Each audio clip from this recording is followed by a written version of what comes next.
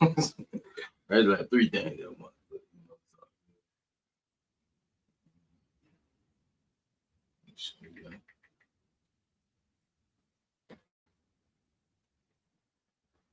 Yeah, it's been a long week, my brother. I know that's right. Man.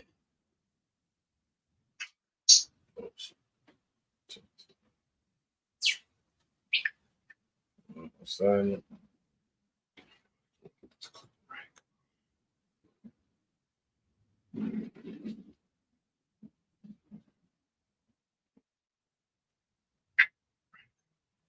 Check 1, check 2.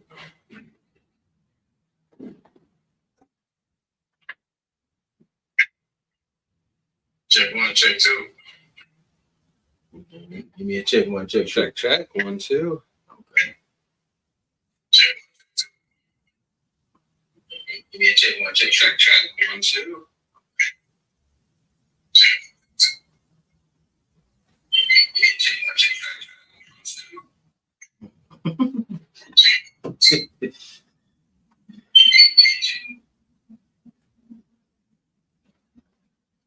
Samantha says you look extra fabulous. That's right. He definitely do, Samantha. He always looking pretty cool, man. Samantha says you look extra fabulous. He definitely do, Samantha. He always down now.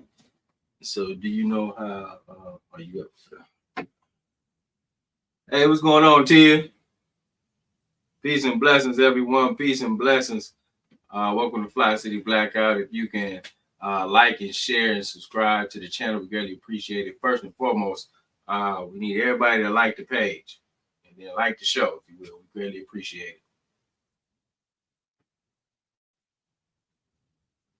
it. We are getting set up on the back end.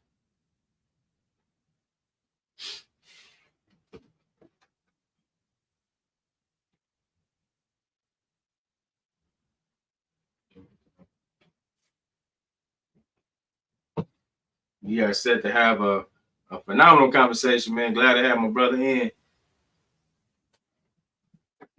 Oh, thank you. Woo. Bless you. Oh my goodness. Right.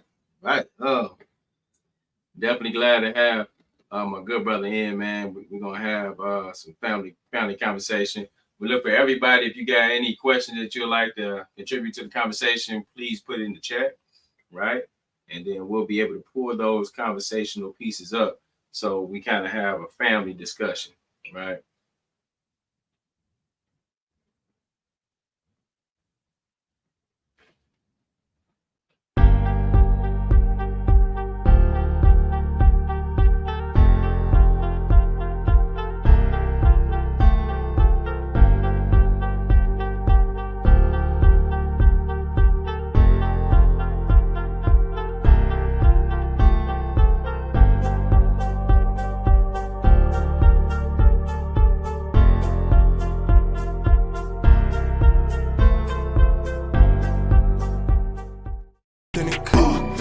light it up like arse in the sauce in the sauce. We light it up like arse in the sauce in the sauce. Fli-City got some dogs in it, dogs in it, dogs. Fli-City come off authentic, authentic.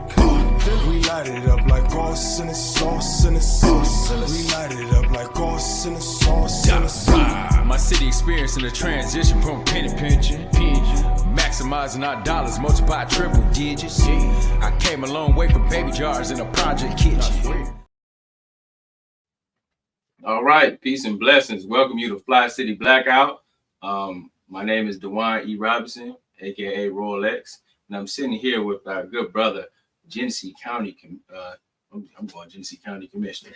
Now, formerly Genesee County Commissioner. That's right. Genesee County Clerk and Register of Deeds, Mr. Domonique Clemons. Welcome to the broadcast, brother. Thanks for having me. Thanks for having me. Always a pleasure, man. So, you know, and just this platform has been one just for conversations, really informing the community, you know, just be a general conversation, but with intent. That's right. Right. So definitely, man, for our listeners, we got a lot of young people that be on the broadcast, like I was saying. Won't you give them a little background about who you are, right, where you come from, and then your purpose here in this community. Absolutely. So as I said, I'm Domonique Clemons, the Genesee County Clerk and Register of Deeds.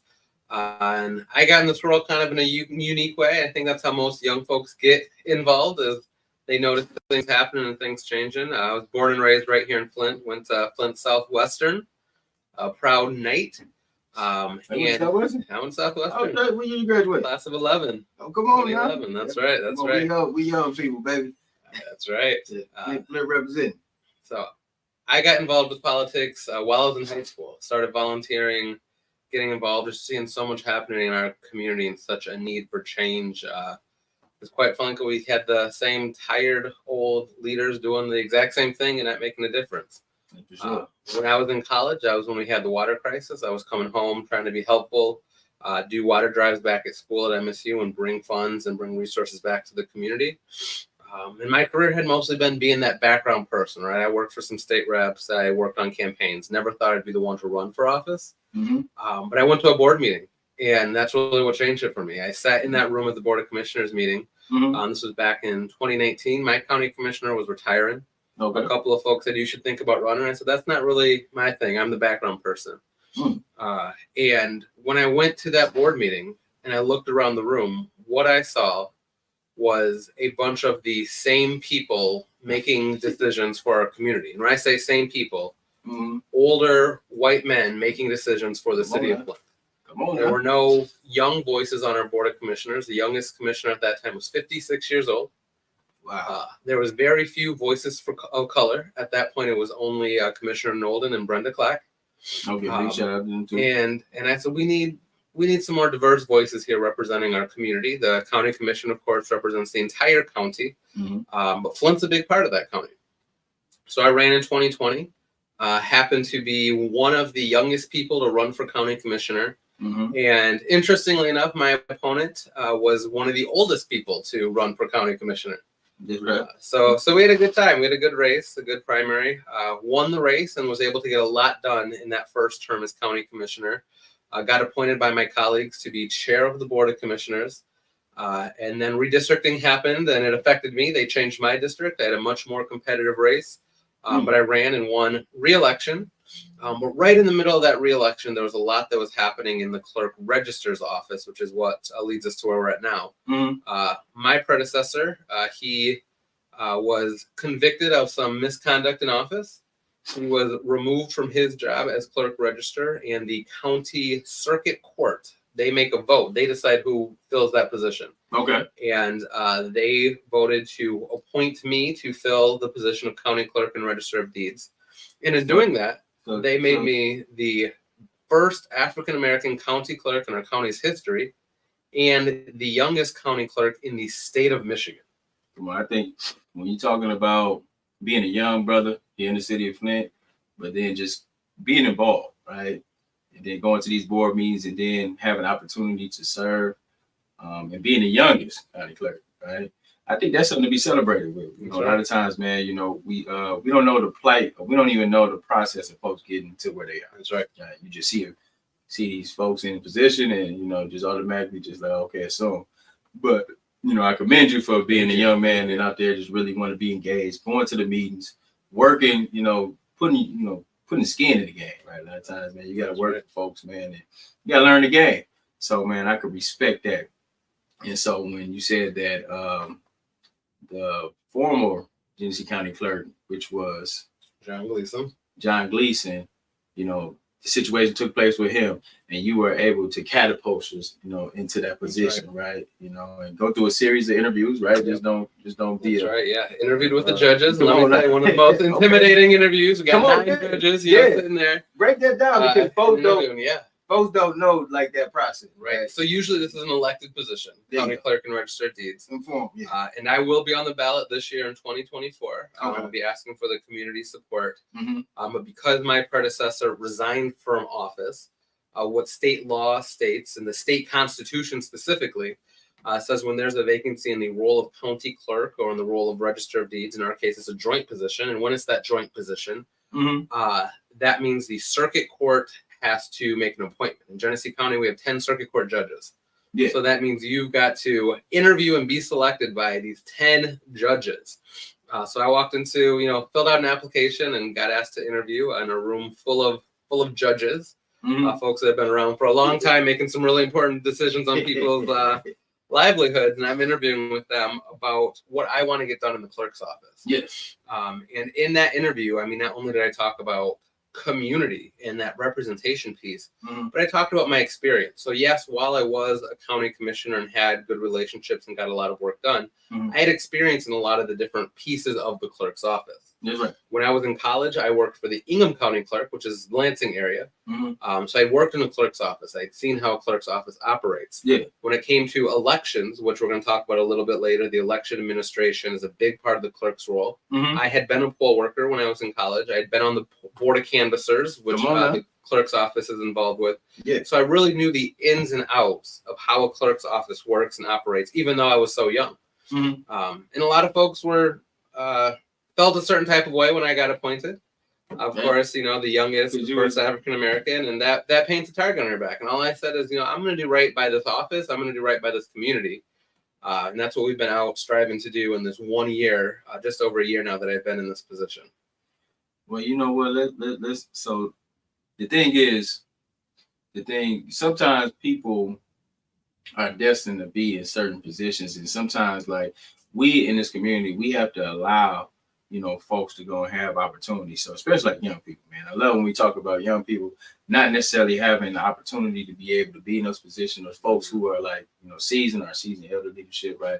They feel like they be having to have these seats for 30, 40, 50 years, right, man? I be going against the same type of, I guess, channels. But the thing is, it should be some continuity. You should want a fresh face. You should want some young mindsets, into the old system. You know what I mean? And we need that diversity of ideas. It's very important that we have our elders and our seasoned leaders in there making decisions with the new and the young faces, right? Oh, no. Yeah. B.B. Nolden was a great mentor of mine, and I served side by side with him on the Board of Commissioners. And we got so much done because him and I had very different life experiences, and we could collectively use our experiences to push Flint and Genesee County forward. That's true. That's true. And that's the thing where, big tribute to, brother B.B. Nolden, man. He was the Genesee County 1st District Commissioner, actually Executive Director of Burston. Just a champion here in this community, man. I worked with that brother, man, on a number of different initiatives, and he's left a legacy, right? We can all be proud of, right? So when you see, like, folks of the day, a lot of people have worked alongside with that brother, man. So just give him a reverence to brother BB. So you went through the process of being interviewed by all these judges, right? And that's a rigorous process right there in itself.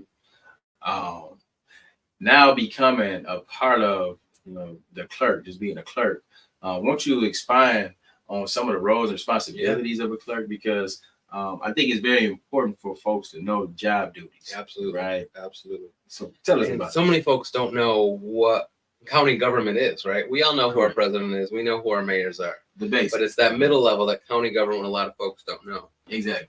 So I was appointed on December 6th of 2022. Okay. So like I said, been in for just over a year. And in Genesee County, the office of the county clerk and the register of deeds are combined into one. So I do both of those roles. And what that entails is one elected official that oversees two offices, and those offices have multiple divisions. So to break that down real quick, we have our vital records division. That is what I call our life events department of the clerk's office. So if you have a major life event and you live in Genesee County, you're probably interacting with my office. So we're talking birth certificates, death certificates, marriage license, notary applications, DBAs if you're trying to start a business, doing business as or co-sponsorship. Not opposed to starting business. That's right. And folks that want to be able to protect themselves, CPL, a concealed pistol license. All of that happens in my vital records department. And remind me, I need to get with you on the CPL, right? There we go. I was working on getting a CPL, and this is for folks who are looking to get a CPL, right? A lot of folks, and we encourage young people, right? You don't got to be running around, even though Michigan is open carry state, you still, in between time, it's good to get a license. So, for folks who are interested in getting a CPL, This brother is downtown. This is the Right. clerk. You have to go to his office, right, to be able to do the process, get the paperwork, application, etc. Just to kind of highlight on that real quick, right? I had some felonies in the past, right? I got them cleaned up, going through the Highlight Youth Act programs, R7411 program, and those type of things. But then when I went for a CPL, right, because this was in the height of the Black Lives Matter movement, right? I wanted, even though I carry, but I still want to have a license, Right. The NCIS, they didn't allow me to get one because of federal, I guess, a flag, and I was unsure and unclear about that. So I'm gonna be coming down to that office, right, come on down. to be able to kind of clear some We'll things take a up look, to see. And that's a great point. So Mhm. folks that do have an outstanding criminal record aren't able to get a CPL. But once you get things cleared up, if you get things expunged, or certain crimes and convictions have a period of time. So some things, if you commit certain crimes after a certain number of years, you are able to then go and get that CPL license. But one of the processes, and that's where the partnership comes in, is, as you mentioned, the federal government and their database, and then our court database and our state police database. That's where all the background checks happen. So sometimes that takes a little bit of time for all of those things to process and line up to show the expungements that happen, or show that someone's completed their HIDA, or that spent the proper amount of time. So it does take a little bit of time in those instances. I'm glad something our office can help facilitate some of those conversations on. Man, I love it, man. See, I think that's important, right? And I'm always like this, right? It's important to have some understanding. It's important to have, or even be connected to people who understand, like, process and procedures, right? Or just maybe kind of give you some insight. Hey, listen, this is the route to go about that, right? So for anybody who is looking to get those CPLs and trying to get that information, or any other license that the brother had to kind of lay down, you go down to your Genesee County Clerk building, and those applications are available down there, right? So, man, definitely, man, that's a lot of questions that I get on behalf of a lot of the young brothers, man, who are trying to open carry, but they just need to know what they need to do to get that license, right? And that license, I think, is so important for folks to have. Like you mentioned, there's open carry, but having that license shows, if you get stopped by the police, you can give them that license to show, yes, I'm carrying, but I'm licensed to do so. I've gone through a training, and it helps keep everyone safe and protected than, just having a situation where you might have a weapon on you and then have an interaction with the police. Having that license kind of puts that notification out there that, yes, I have it, but yes, I've gone through certification. Yes, I've gone through training. And quite frankly, you'll see a lot of officers will respond differently once they know that, okay, you've got a license now. Oh, for sure. Like, firsthand, you'll see that, right? And just in general, right? So, the clerk responsibility. So that's one division. That's one division. Those vital records. The second division is the legal division. And that is a division that I actually have in partnership with our court administrator. So as the county clerk, I am the clerk of the circuit court, which means I'm the record keeper of court documents. So if you go to file a lawsuit, those deputy clerks, that paperwork, that filing, I help to manage that. Those staff are all court employees. I have no oversight over what the judges do. I can't, control convictions if someone's getting charged with something, but making sure that those documents are public record, making sure that we as a community have access to those, making sure that people, when there's a lawsuit, that they're, proper services being sent to folks, that the judges are processing their sentences and their verdicts accordingly. Right. Just kind of that record keeper side of it. I think that's the critical thing right there when you're talking about record keeping, right? Like dealing with the courts, right? All court documents are held in the Genesee County Clerk office. That's right. So if you're looking to pull a document, right? If you had an old case or something, there's some information or insight you're trying to get something, right? You want to go down to the clerk office, right? Rather than going to like the courts. Right. And that office is in the court. Right. Yeah. But it's a thing of like knowing where to go, right? Right. You ain't going to a judge's office. You're going to the neutral clerk's office. And the vast majority of those records are public record. Now, there are some court cases that are suppressed files, suppressed rulings, things like that, some of the high profile things protecting witnesses and victims and things like that. But the vast majority of these records are public record. And that will be identified at like the court proceeding if it was going to be suppressed? Yep. Okay. Yep. That's something the judge would have to suppress that record or go through a certain procedure to make that happen. Gotcha. Yep. Right. Okay. So we're at 2 out of 4. 2 out of 4, right? We're So- running them down, and I'm hoping that everybody is taking note. I see folks is kind of chiming in, but please make sure you grasp this information, right? This is vital information. This is important, right? We want to make sure that folks is really gaining a understanding of how these offices work. But then more or less, if you have any additional questions, if you want to put in the chat there, we can bring it up like that too. But then be sure to like the program, right? Share it. And then also subscribe to the YouTube channel because we're on there too as well. So we're on 2 to 4 right now, man. He's running them down. All right. Number 3 is, and I'm saving the best for last. Okay. Number 3 is our deeds division.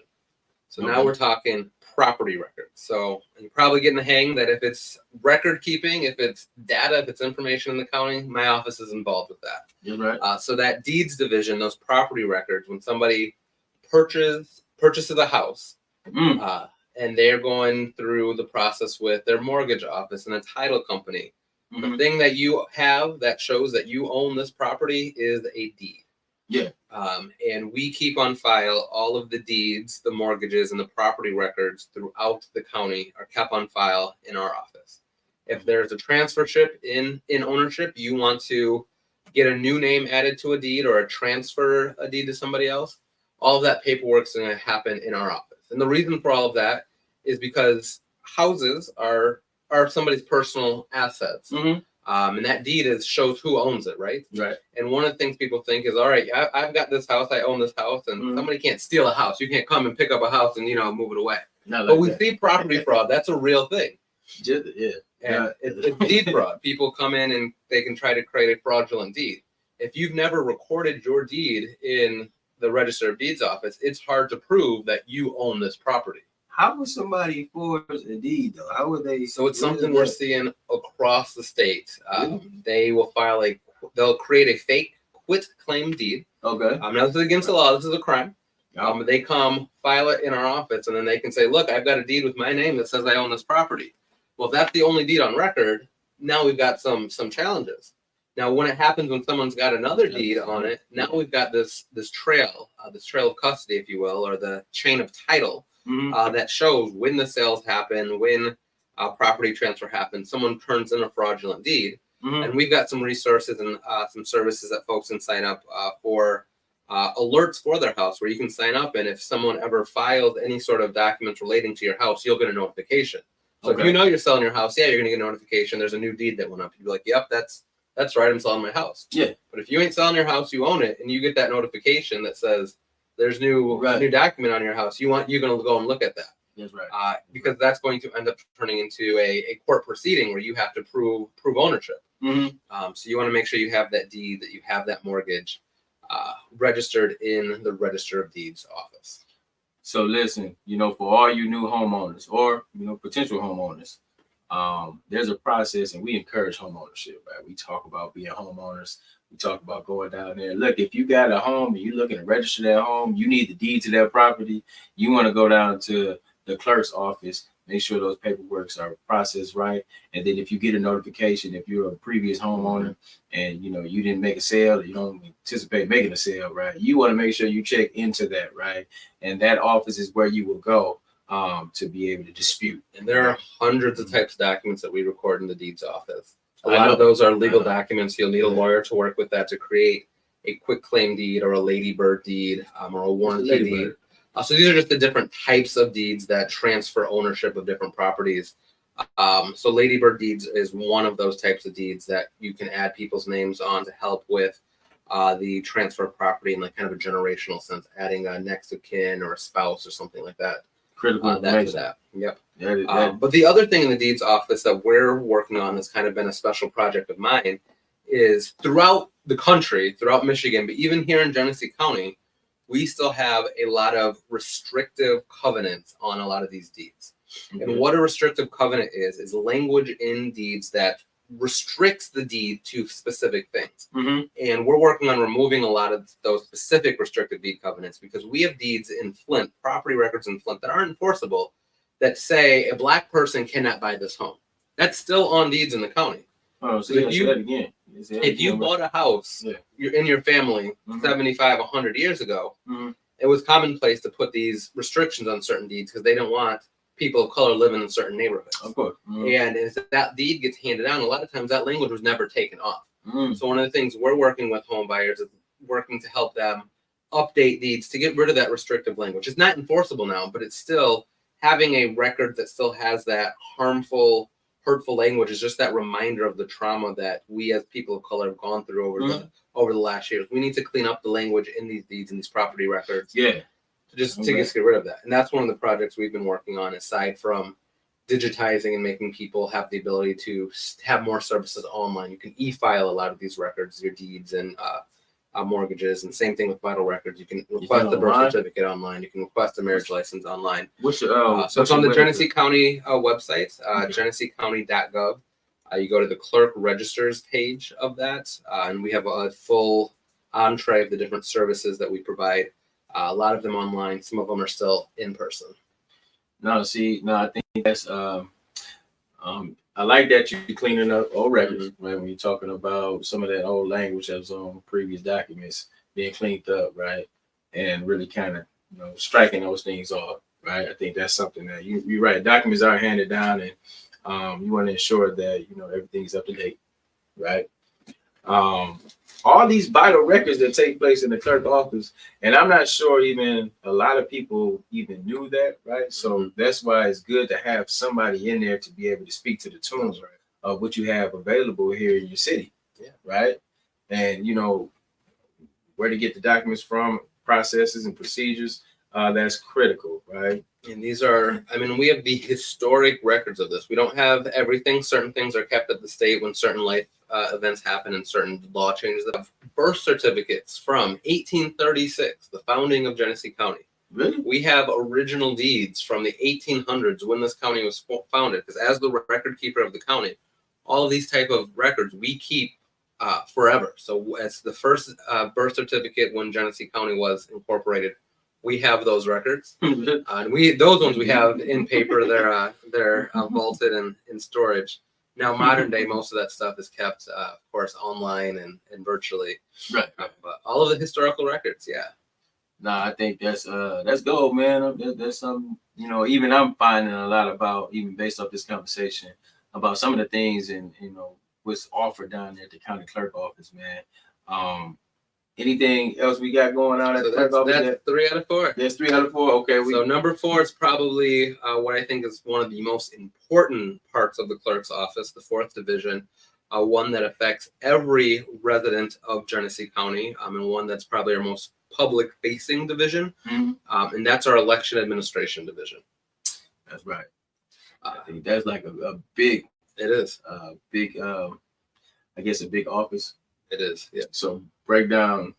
Right. And with that, so within elections in Michigan, and the elections division is the side that I know the most about because that's, as I mentioned before, that's what I did when I worked in the Ingham County Clerk's office. That's what I did on the Board of Canvassers. But elections in the state of Michigan are really interesting in that we are one of the most decentralized election systems in the state. And there's pros and cons to that. There's good and there's bad. One of the good things about that is it creates this level of checks and balances. But one of the bad things is a lot of folks don't know which office is doing what. So when I say decentralized, each city and township across the entire state of Michigan has a role in elections. Each county clerk's office has a role in elections. And then the state's Secretary of State's office through the Bureau of Elections has a role in elections. So we're dealing with 3 different entities here, 3 different levels that all have a different piece of that. So digging into that and looking at our election system in Michigan, kind of very base level, the state is the chief election administrator of the state of Michigan is the Secretary of State, Jocelyn Benson. And they are kind of the oversight. They handle rules and regulations, processes, procedures that happen, and they communicate that down to myself and our city and township clerks. They're the oversight, but they also take care of the state offices. If you're running for governor, if you're running for U.S. Senate, if you're running for Congress and things like that, you file all of that with the state. If you are a candidate and you are running for a county office, county commissioners, clerk register, sheriff, prosecutor, drain commissioner, certain school districts, you file at the county. If you're a candidate running for local office, if you want to be on your city council, if you want to be your mayor, certain school districts like Flint schools, you file at your city. See, so you see the different breakdowns in the levels of government. So you got your local, then you got to have county and state. Now, when it comes to the campaign finances, everything at the county and local happens at the county, and everything at the state's at the state. Now, when the voters get involved, that's where we get this whole mix of processes, and that's where we're going to talk a little bit about what's going on in Flint. Okay. When an individual wants to register to vote, they can directly go to their city or township clerk's office and register to vote. They can, if they want, they can register at the Michigan Secretary of State's office or online at michigan.gov/vote. Okay. Or they can turn in their voter registration to the county clerk's office. Now, if they file at the state or if they send that registration to my office, that doesn't mean they're registered to vote. That means we accept it and then we send it to their city. So the quickest, most direct way is to just directly go to your city hall. Because if you give me a voter registration, we'll take it and then we just mail it to each city. See, look, one thing, and I do want to make sure that we definitely expand on this when we're talking about register to vote, because that's the thing right now that we're looking at getting and ensuring that folks are registered to vote. Right. Historically, we've been voting at very low levels, right? We voting about like 10%, and that's not going to do anything for the city, right? When you go to other communities, other affluent areas, they're voting at 60, 70, 80%, right? So what we have to do in this community, we have to find the emphasis of why are we voting and then attract it to the interests that we have in our community that we want to see, right? So, and then also folks that we would like to represent. So it is critical to be able to go down to City Hall, right? Get registered to vote. Sometimes they'll do it at Secretary of State too, don't they? Yeah, you can do that there too. Yeah, there's a lot of places you can do it. We can do it at Secretary of State when you're in your office. If you need to come and pick up a birth certificate at the county, you can file it there. Right. Or you can file at the city. All cases, it's going to end up at that city office. Yes. But also, while we're talking about voter registration, let's talk about who can do that. Okay. Right. Let's talk about it. So anyone that is a U.S. citizen who will be 18 by election day can register to vote. So if you're in high school right now and you're going to turn 18 this year, you can register to vote for the upcoming elections when you're going to be 18. But also, it's really important to note that in Michigan, what's different than a lot of other states is if you are someone who has been incarcerated, if you're in the county jail, if you end up, for whatever reason, spending some time in the county jail while you're waiting sentence, you can still vote. See, I want to make sure, because that's why I have that sign on that door, because we have a lot of felons that come in and say, hey, I'm disenfranchised. I have a felony. I can't vote. And that's not the case. That's not the case. You're hearing it first, right? There's a period of time where they can't vote. If they're in the county jail, they're awaiting sentence, they can vote. And in fact, there's a partnership between me and the sheriff's office where we do jail voting. We do candidate forums in the jail. So those that are residing in the jail get to hear directly from the candidates, just like anyone else in our community. And then we do an AV ballot program with them where they get to vote, cast their vote, and they have folks in the sheriff's department that get deputized that can handle ballots and take them to the city clerk's office to cast their vote. Now, if you are convicted of a crime, once you are convicted, you cannot vote while you are serving a sentence for a convicted crime. So if you go to a prison and you're serving time in prison, you can't vote. You can't vote, right? But once you've served your sentence in the state of Michigan, once you are released, you've done your time, you can vote. Returning citizens, folks that have past felonies, ex-felons, I prefer to use the term returning citizen. Those folks, all your rights are restored to vote. You can vote once you are released from serving your time. And that's something that's so important for folks to know. In Michigan, you can vote as long as you are not actively serving a sentence. That's right. You're a U.S. citizen, you're over 18, you can vote. See, I know there's a lot of discrepancy, a lot of messaging is going to take place out there. You can vote, even like we're talking about, even when you're in the county. Even everybody who's in the county right now, if you have not been convicted of a crime, you still have the opportunity to vote, right? And also, I think like a couple of years ago, we had went into the county and did a piece to get folks registered to vote because it was vital to get people to vote. That's right. And when you're talking about folks are getting registered, you know what? If you haven't been convicted of a crime, you can vote. So I want to make sure that we understand that I don't care what somebody else is telling you.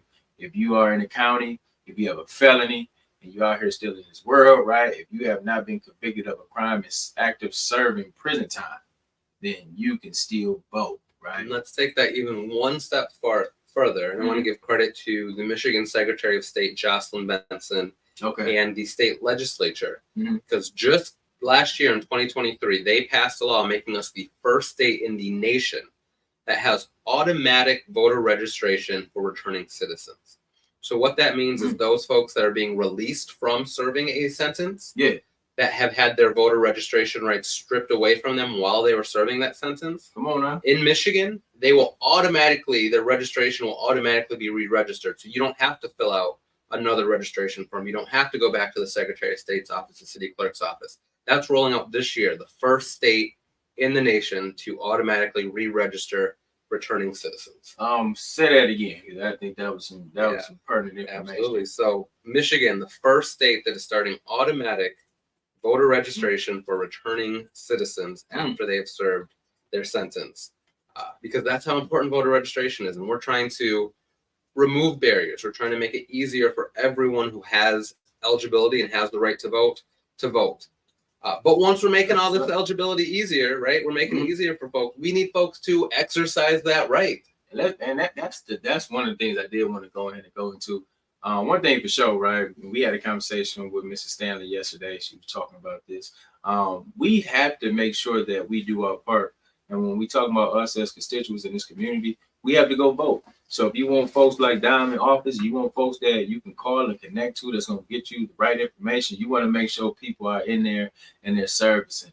Do not allow and think that people are just going to go in and do the work. Don't even talk. The thing is this for us, don't just expect things to happen, right? In this community, Flint should know, right? As much trauma and tribulation we have gone through, even when the situation going on with city council and these recalls going crazy, you should be out there ready to vote. We should be excited to vote. Everybody should be stepping up, just like Obama was running, right? Everybody was excited to vote because Obama was running. But you should be getting that excited in your local community. You should be excited about folks that you know, people that you're around every day, or, that you can reach out to and connect with. The local level is the most important level for us, right? That's where the biggest difference is going to be. That's what don't get me wrong, right? Like who we vote for president matters. It matters. It's the difference between having President Obama and President Trump. For sure. But what affects our day-to-day life is going to be who your sheriff is, if you're going to get arrested or not. Who your prosecutor is, how you're going to get charged.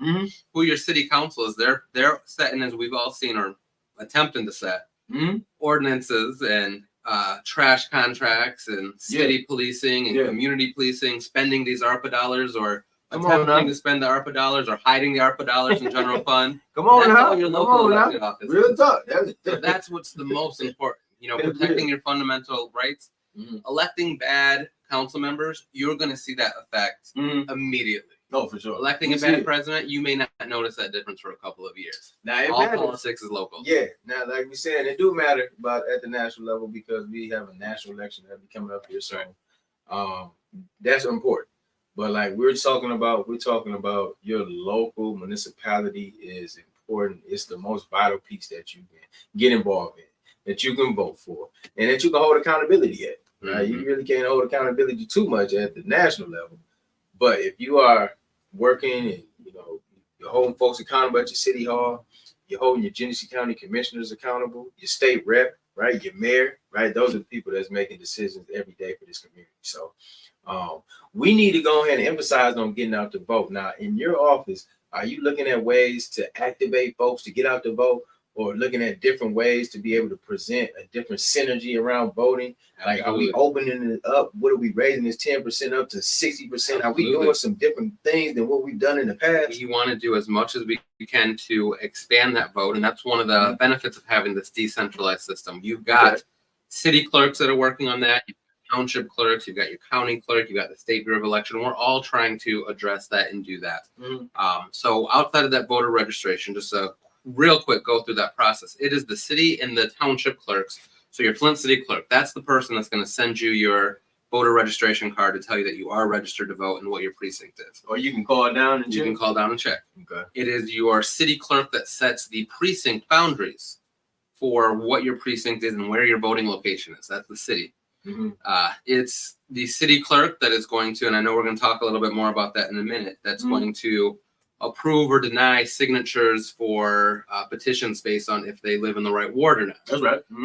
And when you go to vote on election day, that voting location that you vote for is ran by your city clerk. Your city clerk will be the one that'll mail you the ballot if you're doing a mail-in ballot. But then where my office comes in is the pre and the post of that. My office is the one that's going to program that ballot. We're going to print that ballot and give it to the city that's then going to give it to you. On election night, when the city closes out their polls at 8 p.m. when the polls close, they're going to do their shutdown procedure. They're going to take all of that information and data from the voting equipment that was reviewed and approved by the county clerk's office. Correct. And they're going to turn that data into me, and it's my office that displays what election results are. It's my office that works with the board of canvassers to certify the election. It's my office in conjunction with the state that then, and this is what a lot of folks don't know, audit. We have audits on every election that we've had. We've had audits for years. And that's something that came up in 2020. That we need to audit the election. And all the local clerks and county clerks were like, we already do this. Yeah. We you do it automatically after election? So we don't do every single precinct. We have, and there's a couple of different audit styles. And the biggest one is called a risk limiting audit. So the state randomly selects precincts across the entire state. Okay. And usually in Genesee County, we'll see 15 to 20 of our precincts in all different municipalities get audited. And what that means is my office and sometimes the state office will come in and we go through a checklist of every process of that election. Did the city clerk have all of their poll workers? They were trained and they have the training certificates from the county clerk's office because my office does that training. Did they use the right procedure in opening the polls and marking and remarking in poll books anything that happened? Were all of the proper IDs checked? Were all of the ballots, we count ballots to make sure that those ballots counted match the number that came out of the machine to make sure machines are being accurate, making sure that security standards are being kept on those electronic poll books that you see when you go on an election day, those computers, they log the city of voter. We make sure that there's security standards on that, that information isn't getting out, that the storage, the retention, all of these different things are happening. That happens in the election, and that's where my office comes back in. So that's kind of a big way of showing how the city, the county, and the state are all involved in this election process. This year, we've got 4 elections, and that's what a lot of folks don't know. There are 4 elections this year. You're talking about just 4 different offices, or we just saying no, 4 different election days. 4 different election days. That's right. Okay. So the first election coming up is February 27th. And that's coming up quick. That is the presidential primary. Okay, let's get these dates in here. Here we go. Tuesday, February 27th is the first election of this year. Everybody in Genesee County has an election on Tuesday, February 27th. And on that election, Tuesday, February 27th, we're going to be voting in the presidential primary. Now, we used to do this in March. The state legislator moved us up earlier in the cycle, so each state sets their presidential primary date. On February 27th, if you go in to vote, you're going to get asked which ballot do you want. And they're going to say, do you want the Democratic ballot or the Republican ballot? We're not asking what party you are. We don't care what party you are. You can be a Democrat and ask for a Republican ballot. You can be a Republican and ask for a Democratic ballot. Okay. For the presidential primary and only the presidential primary, there are 2 different ballots. So you'll pick your ballot and you'll cast your vote for who you want to be that party's nominee for president. You can't vote in both the Republican presidential primary and the Democratic presidential primary. You got to pick one. So there are 6 individuals. There's 6 individuals running for the Republican ticket that have their names on the ballot. Some of those folks are actively dropping out, and there are 3 names on the Democratic ballot. Who's on the Democratic? So on the Democratic ballot, I don't remember all 3 names. Joe Biden is one of the names. Marianne Williamson is the other one. I can't remember. Cornel West? It's not Cornel West. Cornel West? He didn't make the ballot in Michigan. Get out of here. Really? So there's a certain standard that they have to meet. They have to notify the state office. They have to have so much polling that shows that they're doing so much to show themselves as an active candidate for president. It's a little bit different than any other office because it's a national office. Those standards are different, and each state sets those a little bit different. So sometimes different candidates make the ballot in different states that others don't. And certain rules of the Democratic National Committee and the Republican National Committee. Folks might remember way back when Obama was first running, during that election, there's some confusion in DNC. He was running, Hillary Clinton was running, some other folks were running. And I believe Obama didn't even make the presidential primary in Michigan because of date deadlines and things like that. But would he be eligible in other states? He would be eligible in other states. But He he just wins. wouldn't be. He wins the nomination, and then we're able to vote for him in November. Gotcha. But for that presidential primary, each state has a different Right. procedure and guidelines. Okay. So that's February. Okay. There will be an election in May of this year, the Mhm. first Tuesday in May, Mhm. and that's a special election. So everyone won't have an election, just certain places. Yeah, and that's just pertaining to the city council. That's right. So there could be some schools Oh, across the county. They have until mid-February to get to me if they're going to put a millage on. So we're not talking about school boards, but funding for the schools. They can put their renewing of millages and sinking funds. mhm. That can be in a May ballot. None of them have submitted that yet. Okay, But what we do know is there will be an election in the 9th ward of the city of Flint. for sure. That is a recall election that was approved for Eva Worthing. Mhm. There will be a May election in the 7th ward of the Mhm. city of Flint for Candace Mushat, who's Mhm. filling a partial term, was appointed. That's right. So those for sure. And there's some other recalls that are out there. So there could be an additional May election in some of the other wards, depending on how some of these recalls go. There's more recalls in city council, or is it just? So there are more recalls in city council. There's recalls happening in that are active right now on the Grand Blanc School Board. There's recalls being attempted in the Davison School District. There's talks of recalls in some other city offices outside the city of Flint. Okay. So it's not just the city of Flint. Yeah. You know, in Michigan, election law says that any person that lives in a district has the right to file a recall against their elected official, be that their city council member, be that their mayor, be that their county clerk, their county commissioner. That person can file, and you file in the county clerk's office if you are filing for a county commissioner or lower. So your city, your schools, county commissioners come to my office, you submit some language. We have an election commission that'll approve that language. And then once that's approved, they have to go out and collect signatures. Okay, so I guess so you wouldn't file that in the city, just for folks' reference. You file that at the county. You'll find that in the county, and then the language has to pass the committee. That's right. Right?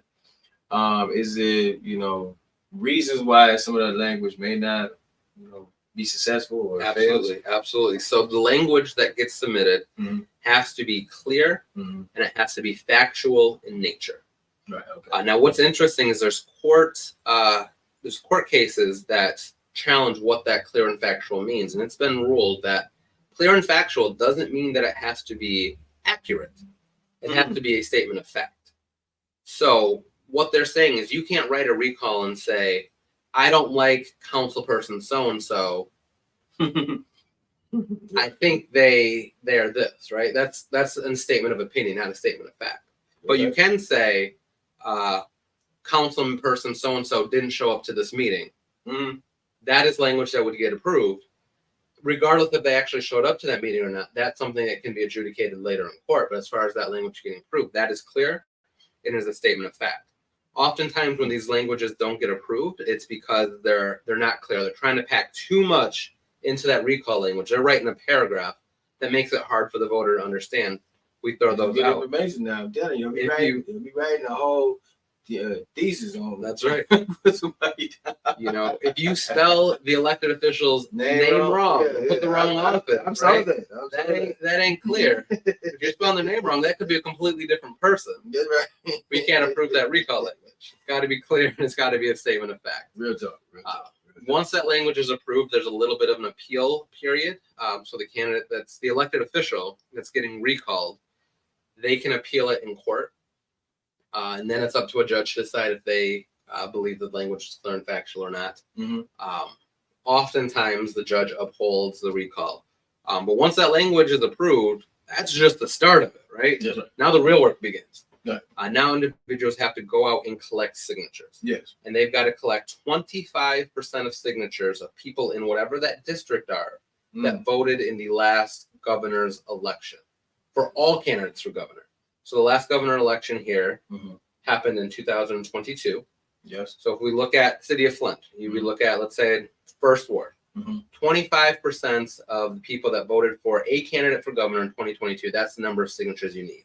which means every district has a different number. Yeah. Even within the city where all the wards are about the same size, Yes. how many signatures you needed in the 9th ward and how many signatures you need in the 2nd ward are very different. Yes, right. Against Eva Worthing, I think that number was 500 and something. That's how many signatures you needed to start a recall for Councilwoman Worthing. Gotcha. For Councilwoman Lewis, because more people voted and that was a bigger ward, Mm-hmm. it's closer to 780 or something like that. Gotcha.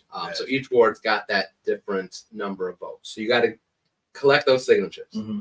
Then you turn those signatures into the county clerk's office. Yes. And then what happens is what we call the preliminary check.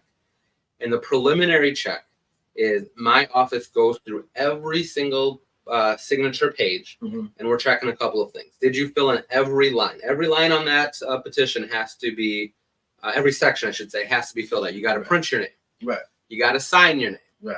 You got to put your full address, city, state, zip, Okay. Yeah. and you got to put the date that you signed it. Right. Right. So if somebody writes their name and then don't sign it, that signature don't count. Now, what if they say, for instance, you have a box to print, Mm-hmm. or the first one is a signature, then print.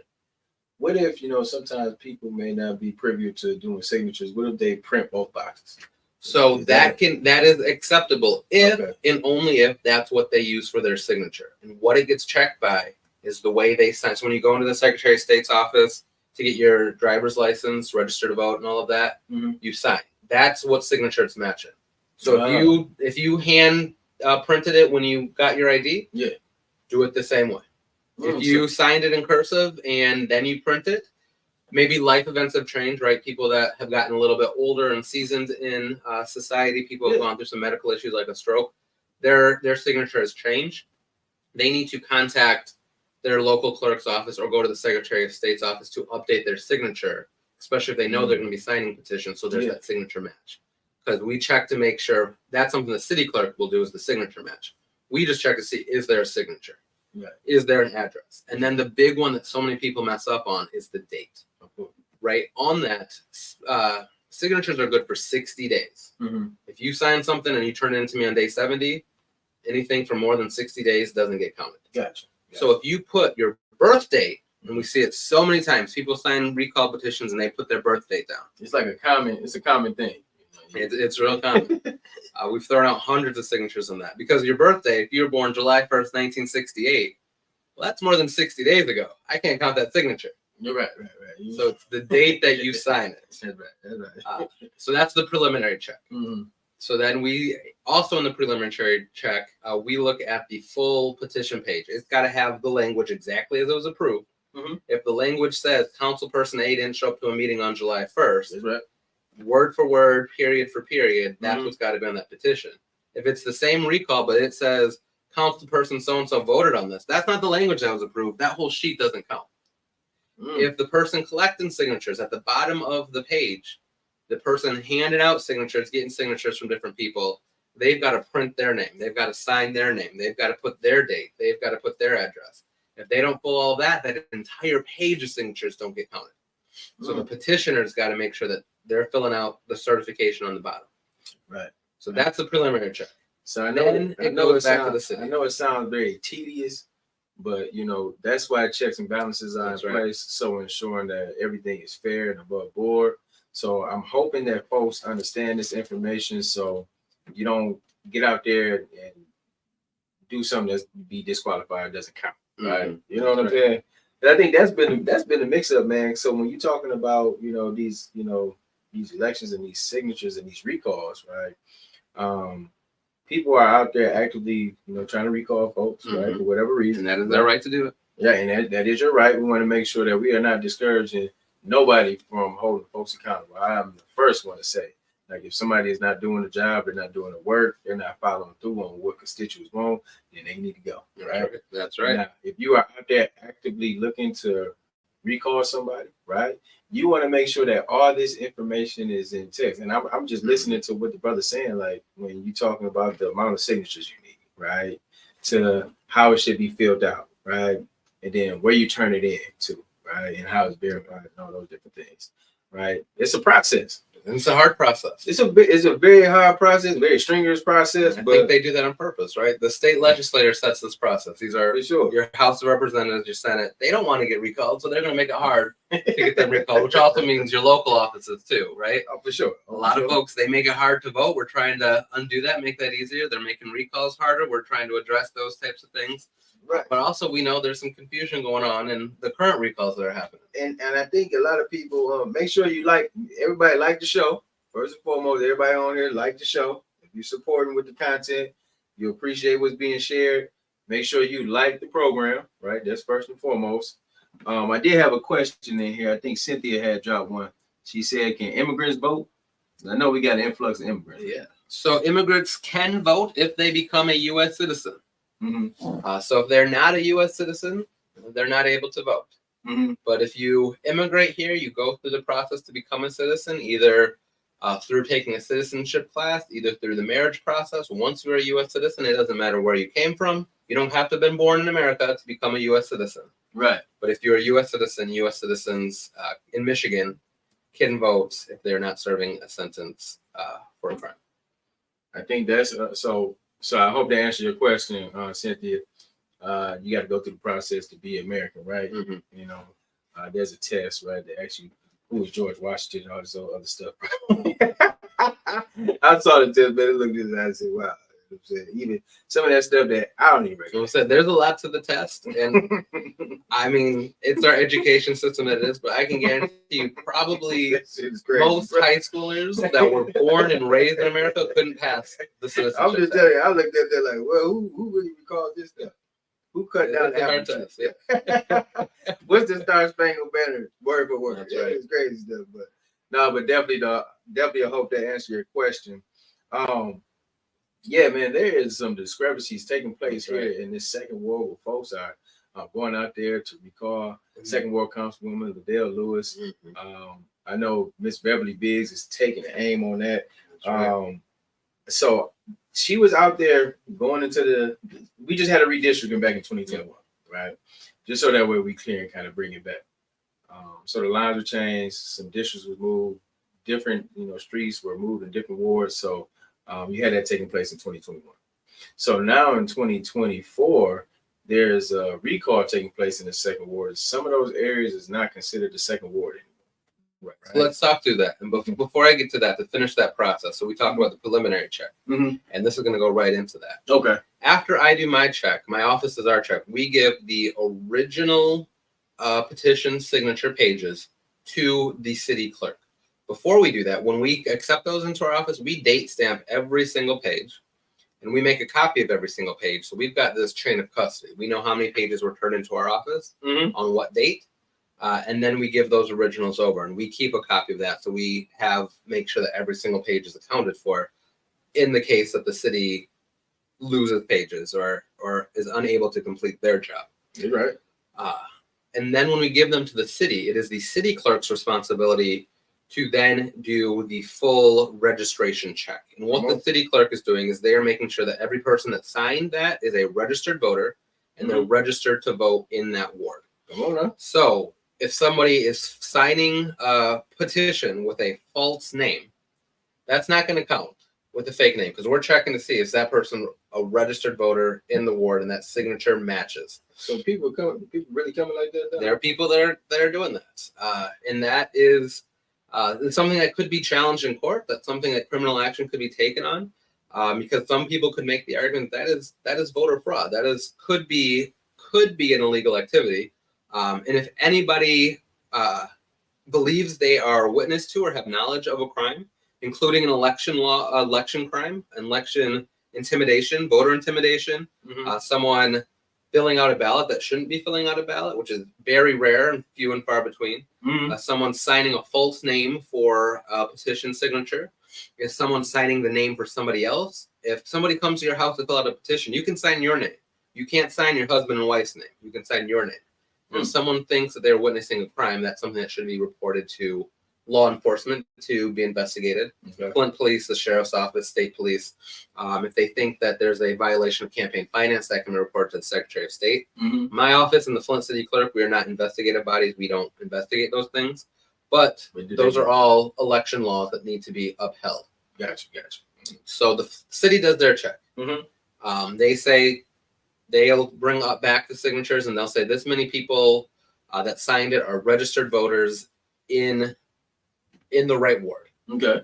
And then we take that number, and that's what number we compared against that 25% needed. Mm-hmm. And if that number equals or is more to, Yeah. we approve the recall for a ballot. Mm-hmm.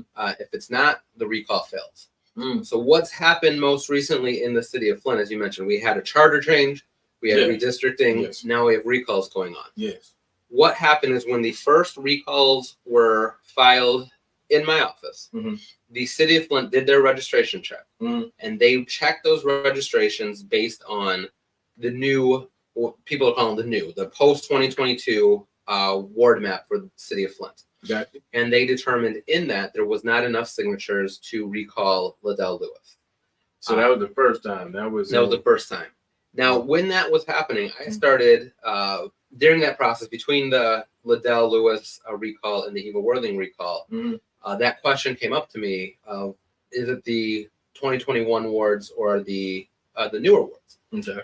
Not my authority to decide on, because I don't check for registration. That's the city clerk's. Mhm. But I thought that was something that needed to be clarified on, and the city wasn't putting out what a solid answer is. So I did have some conversations with the state. I asked this question last summer, and So you didn't get the clarity from the city. no. So you had to jump to the state. Right.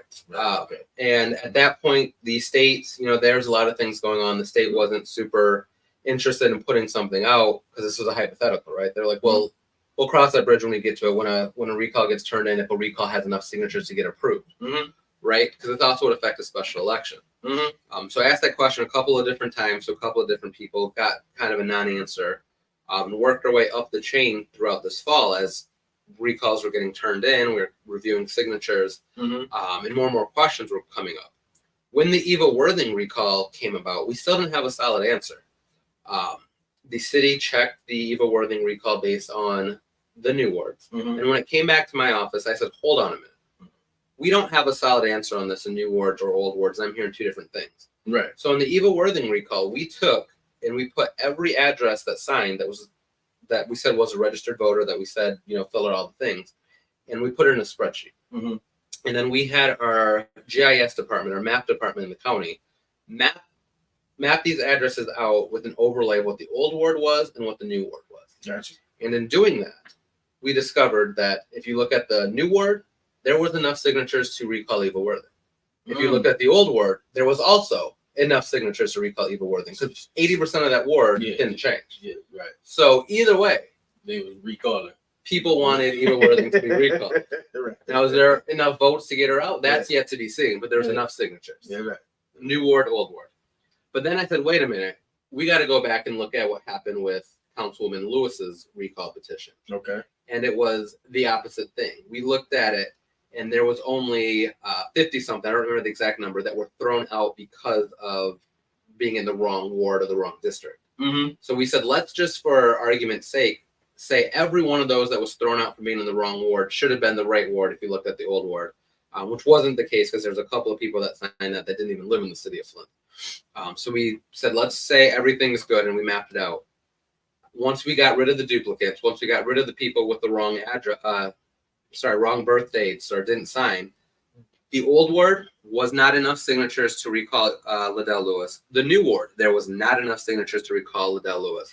So either way, we are confident in the answer that recall did not go through. Mm-hmm.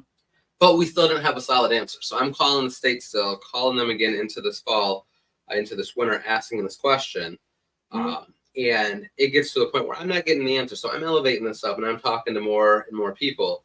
And then the thing that finally triggered action to happen is Flint City Council voted to hold a special election. Now, this vote should have happened, I believe personally, a long time ago, right? Okay. For whatever reason, I'm not going to get involved with their operations, right? They didn't have a quorum or didn't have the decision made of when they wanted to hold their special election. Talking about the one in May. The one in May, yes. Mhm. So You said, why didn't they have that information? Make sure you like and subscribe to the channel, right? We want to make sure we keep throwing that out there. Please, everybody that's on the trail, make sure you like, subscribe, and share the information out. because I know a lot of folks have questions and want to provide some answers. So the city was trying to figure out when they're going to call this special election. They have certain rules in their charter that Shouldn't it be say. in February though? So that was one of the Yeah. questions that came up. Mm. The city has certain rules in their charter, and it didn't give an exact date. I think it said something like as soon as possible. Well, what does that mean? That is up for city council and their attorneys to decide. Mm-hmm. But in doing that, each election has a deadline. Mm-hmm. They missed the deadline to put it on a February ballot, Okay. right? Because each one of these elections has a deadline of when a person can file for office. So they had a meeting in January. Mm-hmm. And at that meeting in January, they voted to call a May special election. Mm-hmm. And the deadline for them to have made that call, the deadline for candidates to file for the May election is January 23rd. So anyone that wants to run for that 7th Ward special election, now that it's been called, you have until January 23rd to file at your city clerk's office. Mm-hmm. But once they did that, that now triggered more action in what's called the qualified voter file, which is the state system that tracks where everyone's registered to vote, if you have or haven't voted, if you are or are not registered.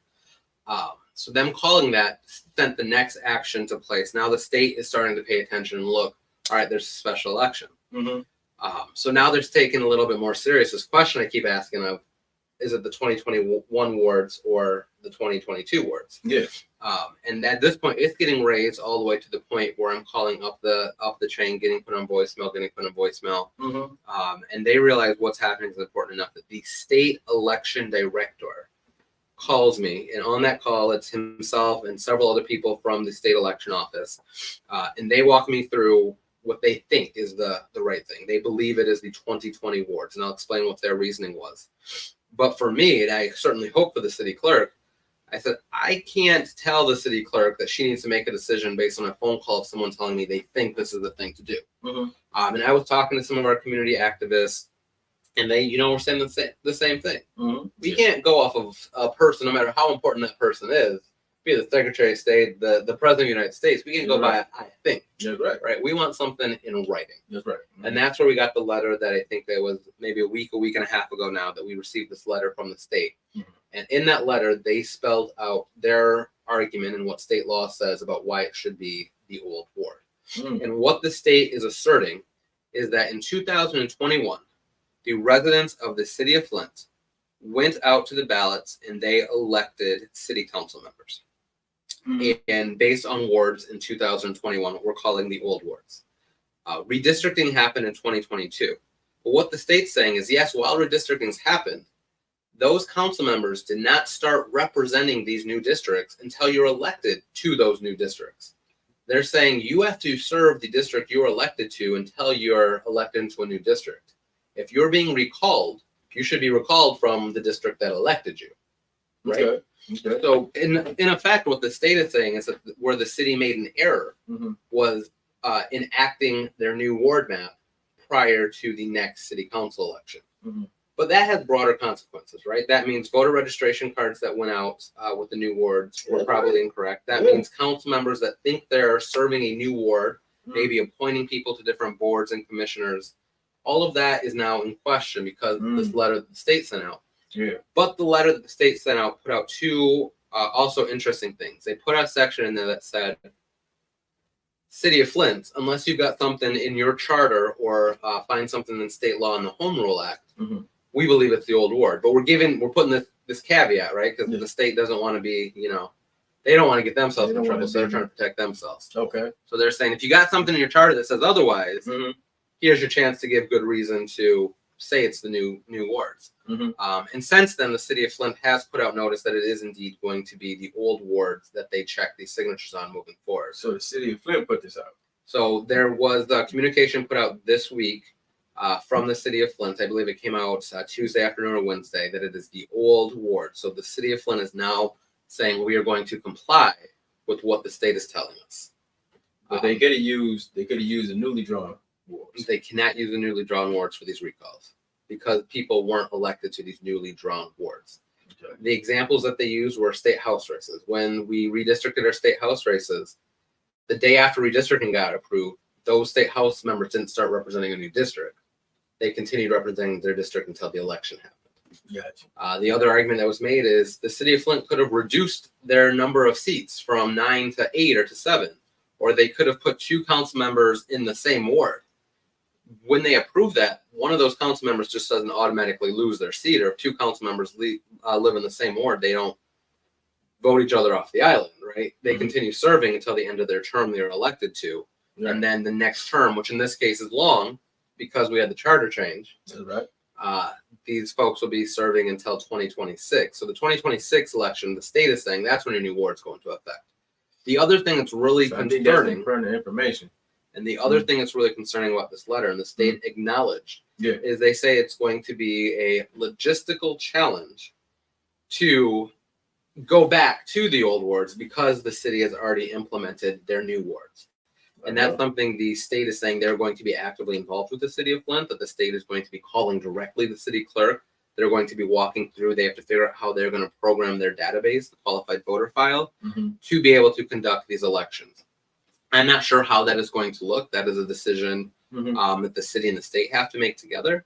It's something that I will be receiving information on kind of as I should be aware type of thing. It doesn't affect me printing ballots. I still have to print the ballots. I got to put the names on the ballots.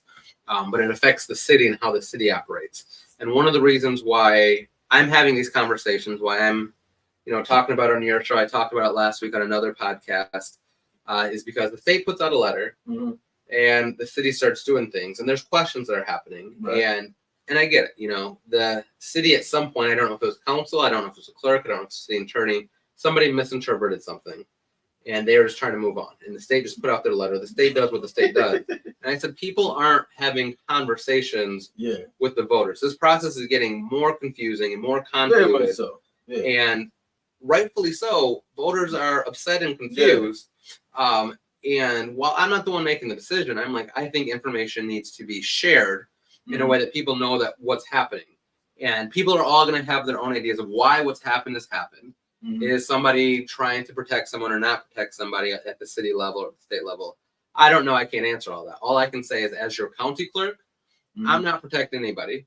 I will not commit fraud for anybody. And I'm going to always be upfront and transparent with whatever knowledge that I have. And I'm going to do whatever I can to get that knowledge out to everyone, which is why we're here today. I think that's the confusing part, because I think a lot of folks are definitely looking to get some clarity on this. I know, for one, I know that, like I said, Miss Beverly Biggs is out there actively pursuing getting signatures. And, when this information comes out, and then I know folks are just kind of feeling confused because they were out there working in a certain neighborhood, right, getting these signatures, and these may potentially be disqualified because they were not in the old district line. So, and there is a section, but that has to be, and then the deadline is January 24th. That's for the special election. For the recall signatures, they have a different deadline. What deadline is that? So for them that are collecting signatures, each recall has 180 days. So Miss Biggs and Sherry Allen, who are collecting signatures, they've got a couple of different deadlines. Okay. Their hard and fast deadline, they have to have signatures turned in by April to me. But if they turn those in April, that goes to a November ballot. Okay. They're working for a May election. But the deadline for a recall, because recalls are a little different than a special election, for a recall to be on the May ballot, according to the state gives us a calendar of dates, is February 2nd. If they turn in their signatures before February 2nd, and there's enough signatures, then there will be a May election. And I know those petitioners are actively working, trying to get those signatures in before that February deadline. So the January 24th deadline. January 23rd, that is for the people who are filing for the special election in the 7th ward. And then the deadline for the 9th ward for Eva Worthing. I want to make sure that that's clear. But for recalls, there's a period of time after that. They can turn it in by February 2nd. Then my office does a preliminary review. And if we have like a week to do that, then the city has a week or a week and a half. There's a certain number of days each step has to take that the city does their review. Once that comes back, I have a certain number of days that I have to say, yep, there was enough signatures, or no, there was not enough signatures. If there was enough signatures, I call it an election, a special election, and then candidates will have a number of days to file for that specific ward in that special election, which will be a separate calendar of dates to happen to get on that May ballot. So I want that to be very clear. So when we talk about the deadline for January 23rd, that is for the special election for candidates in the 7th and the 9th. That's right. So we want to make sure that we're very clear on that because signatures for the second will be turned in after that. That'll be a different deadline per state policies. per policy, the recall in the second ward with Ms. Allen and Ms. Biggs, those signatures must be turned in by February 2nd. So we want to make sure that those deadlines, because that's important, those deadlines, those dates, those are important for folks to know. So, and then I give big kudos to Mama Claire and Miss Allen and Miss Biggs for going out there and attempting to make change. Because I would just be honest with you, Don, man, city council is just a clown show. And that's terrible. It's bad deals for people and these residents who really want to see this community come up.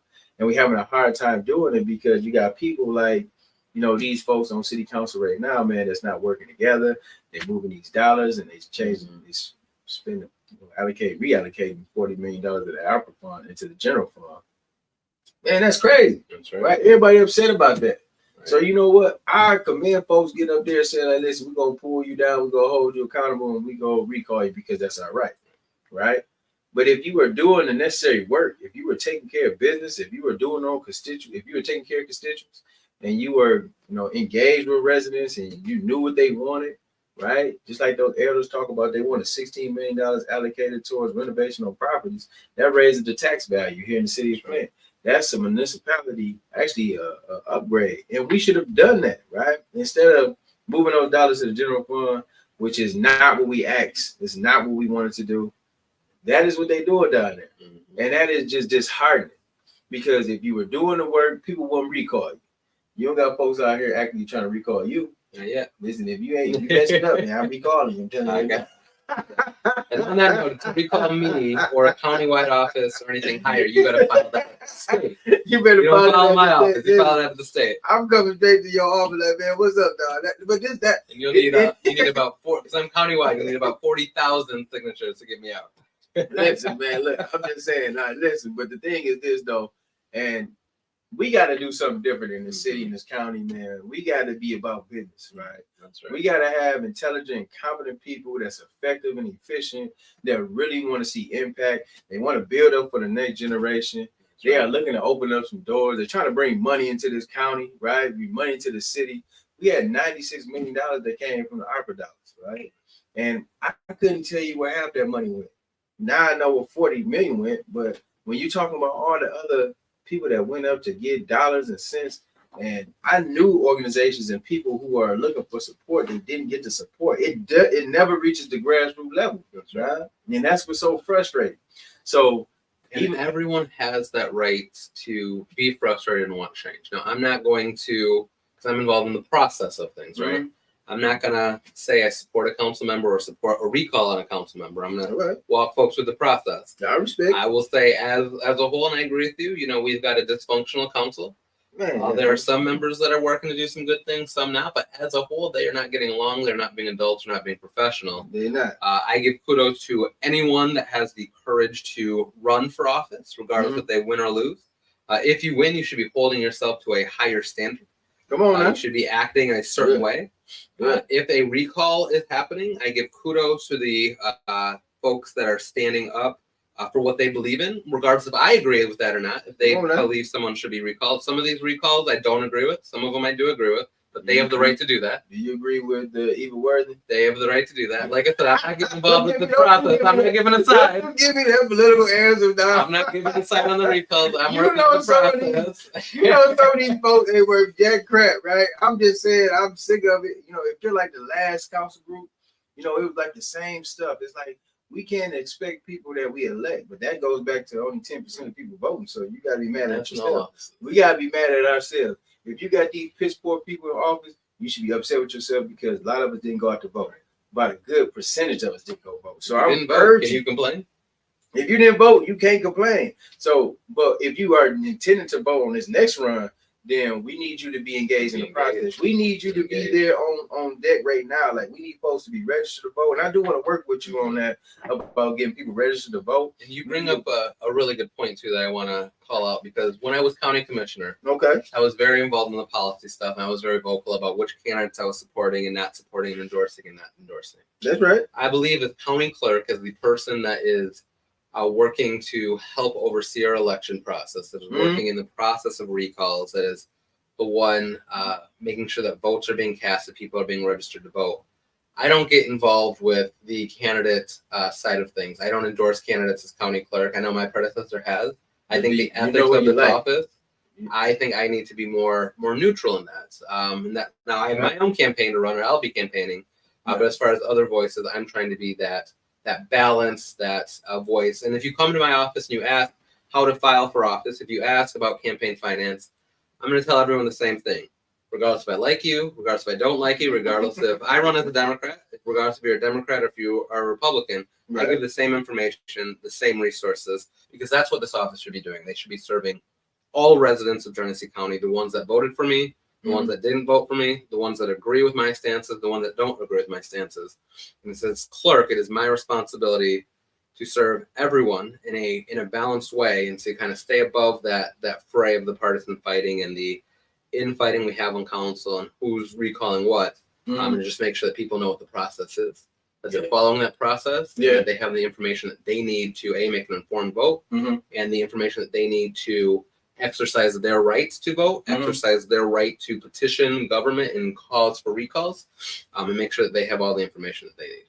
Now, you know what, and I agree with, I have the same sentiment, right? Sometimes you do have to go ahead and, like, I'm in a position to hold accountability. I'm not elected, I'm out here on a grassroots level. I am just looking at holding accountability. I'm gonna tell you right now, Dom, I don't like this stuff that's going on downtown. Please like and subscribe to the channel. Make sure that you like this broadcast, like this show, and share it out to your network. Make sure folks is understanding what's going on, because we are dropping jewels today, right? And the brother is definitely putting down the information, giving you and being informed about it. You're not being biased, right? You know what I'm saying? Just tell you how it is, right? But I, for one, man, I don't like what's going on down there, dog. I have a real problem with that. Like, I was at city council this week, and man, it's just so frustrating to see. First and foremost, to see Eric, being, kicked out for 90 days, right? I talked to Eric earlier today. That's like not having a voice in the first ward, man, to be able to, to kind of, talk about some of the things and issues that they need, vote on resolutions, etc. Right, man, that's a shame, man. I hate that fact, man. But we're gonna keep pushing for you, brother Eric. You're standing strong in it, man. Keep fighting, right? You know what I'm saying? You're doing some good here in this community. But then also, man, I just don't like, even when it come down with Liddell, like Liddell and Quincy, I don't know what y'all be doing. I don't know where y'all be voting on things. I don't know what the issues be, if it's important to you. But what it is, people ask for those ARPA dollars to be allocated in certain ways. And when we move those monies to the general fund, I have a big problem with that. That was not where those dollars were supposed to be. And we all have an issue with that. So those are decisions that was made, and you two will have to carry those weights. Same thing with the fourth. Judy, sometimes I feel like she's just there, right? Judy, I don't know what the hell you do with Judy, right? You know what? We need the East Side to be locked in on some real stuff, right? I rock with the East Side. You know what I'm saying? I used to come up, I made plays on the East Side, right? And that was just a South Side, East Side connection. So, we expect, our East Siders to be, accounted for and supported too as well. The fifth ward, we're going to stand strong in the fifth, right? Let's keep doing the sixth ward. Shout out to Councilman Burns. You're doing your thing. She's speaking up, right? She's fighting. That's how you're supposed to be. And Candace in the 7th, I don't know what you got going on. Candace, you're supposed to be representing. You listen, we need to, where Jan Marie at, right? You know what I'm saying? Well, I know we got the election coming up, right? Jan Marie is out there definitely getting signatures right now, and she needs 75 to be on the ballot, and I think she's working towards getting that. Pfeiffer, definitely, man. Pfeiffer fighting for the cause, man. I definitely, man. Big shout out to Pfeiffer. Keep going strong in the fight. Eva, and you know how we feel about worthless, right? We need to make sure that we got people with representation in the night. I'm not even sure who is going to be running in the night, but I'm hoping that it's somebody that comes out, because we did have a discussion about that. I'm hoping that somebody is stepping up in the night, or even thinking about running, because you need to have representation over there. And then even if you do end up recalling Liddell the second, you want to make sure that you got somebody that's gonna go in there and do the work, right? And you know the names and the people that I've been hearing, and I'm looking like, man, listen, we need some new faces. Like Don was talking about, we don't want that Gleason stuff going on. Don, I can say this, right? Oh, absolutely, right. Yeah. We need to have people that's gonna work. If you ain't gonna sit up here and do no work, we don't need you there, right? We don't need these same old folks that's trying to run for position. We never see you on the ground, never see you out here in this community doing work. You're not working with people that's in position already. You're not even trying to make sure that you make a way for these young people coming up. We don't need you there. And you know what? In that second ward, if Liddell get recalled, and be very active in that second ward about who will be coming in next, right? So you know what I'm saying. If you're not a worthy individual, right? Don't even think about jumping up because I'm kicking all that down. And let's talk with the special election, the recalls, and what's next on that, because there's a little bit different process. The recalls that happen in May, the elected official, the council member, they will be on the ballot unless they withdraw from the ballot. Okay. And whoever runs against them will be on the ballot. And after that recall election, so we're talking May, that person wins the election. Once the election is certified, it takes about 2 weeks for the Board of Canvassers to certify. That person that won that election in May will be seated as a council member. If it's the council person that's already in office, they continue serving. If it's somebody new, they get sworn in. Okay. Now, where it differs is that special election. Okay. That special election, the 7th ward May election is just the primary. Then the top 2 vote getters move on to August. Oh. And in August, after somebody wins in August, then that person gets seated, be it the current councilwoman or a new person. They have a primary and a general for a special election. For a recall, it's just one straight election. I think let's run that back one more time. One more time. That was okay. So say it again. So recall elections in Michigan. Yeah. When a office holder is on the ballot for a recall, it is one election. It's a special recall election. Whoever wins that election gets the seat. Yeah. For a special election, for a vacant seat, like we see in the 7th district, and like we've seen in state house districts, this happened when Sheldon Neely stepped down from state house to become mayor. We're seeing it happen over in Metro Detroit right now. We have a couple of house seats that are open.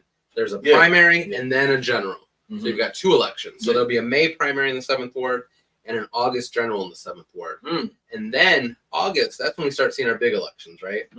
August of this year, we've got our statewide primary.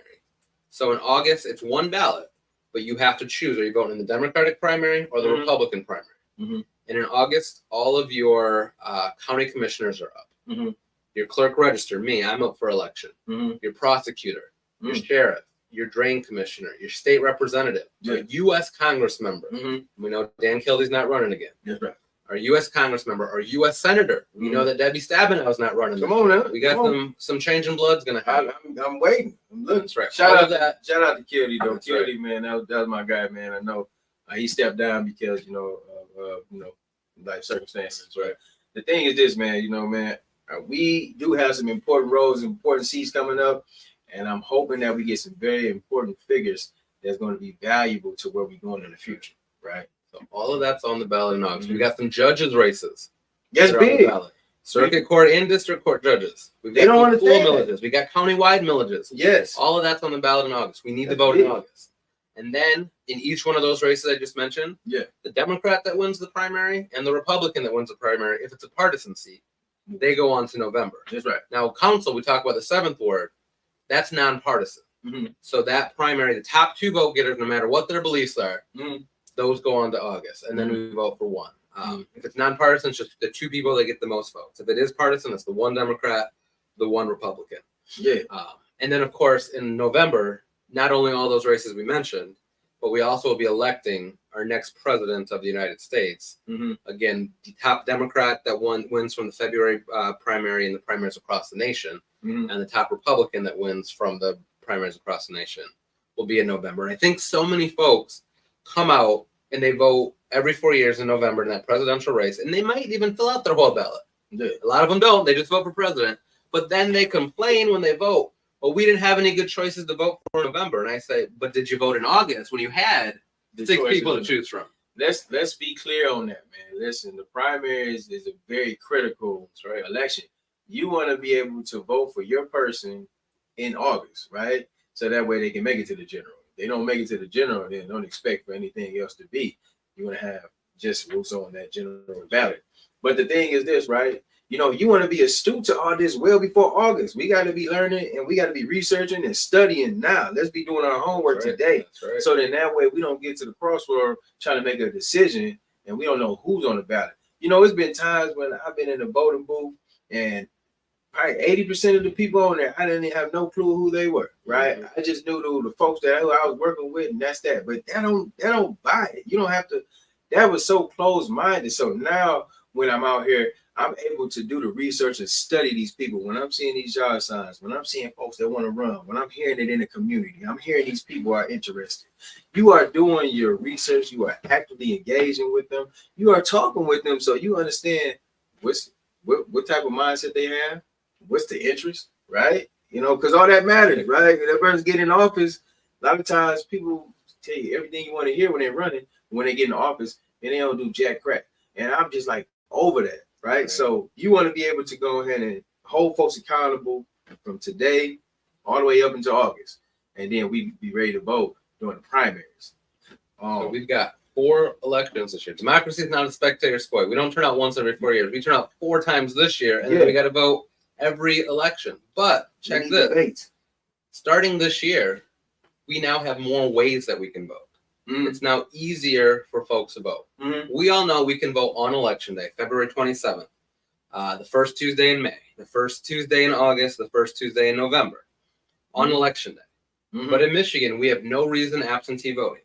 If you just decide you don't want to go and vote in person, you don't feel comfortable, you don't feel safe, you're going to be out of town, you just don't want to do it, you can vote by mail.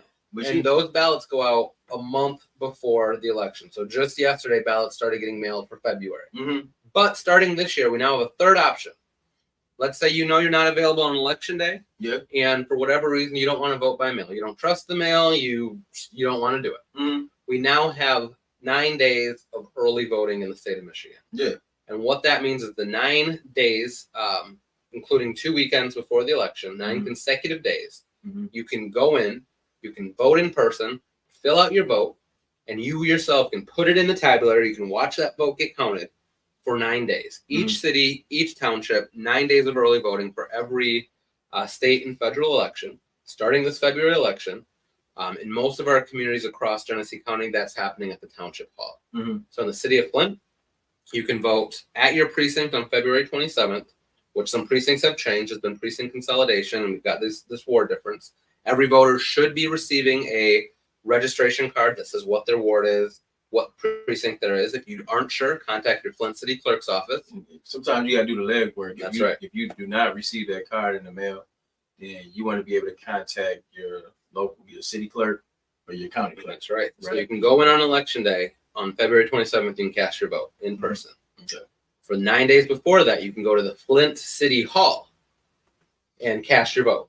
So 9 days before the February election day, February 27th, that Tuesday. 27th, 9 days, you can go down to City Hall and you can cast your ballot right then and there for early voting. I believe that's February 17th, February 18th, whatever 9 days before the 27th. I think it's the 18th. Yeah.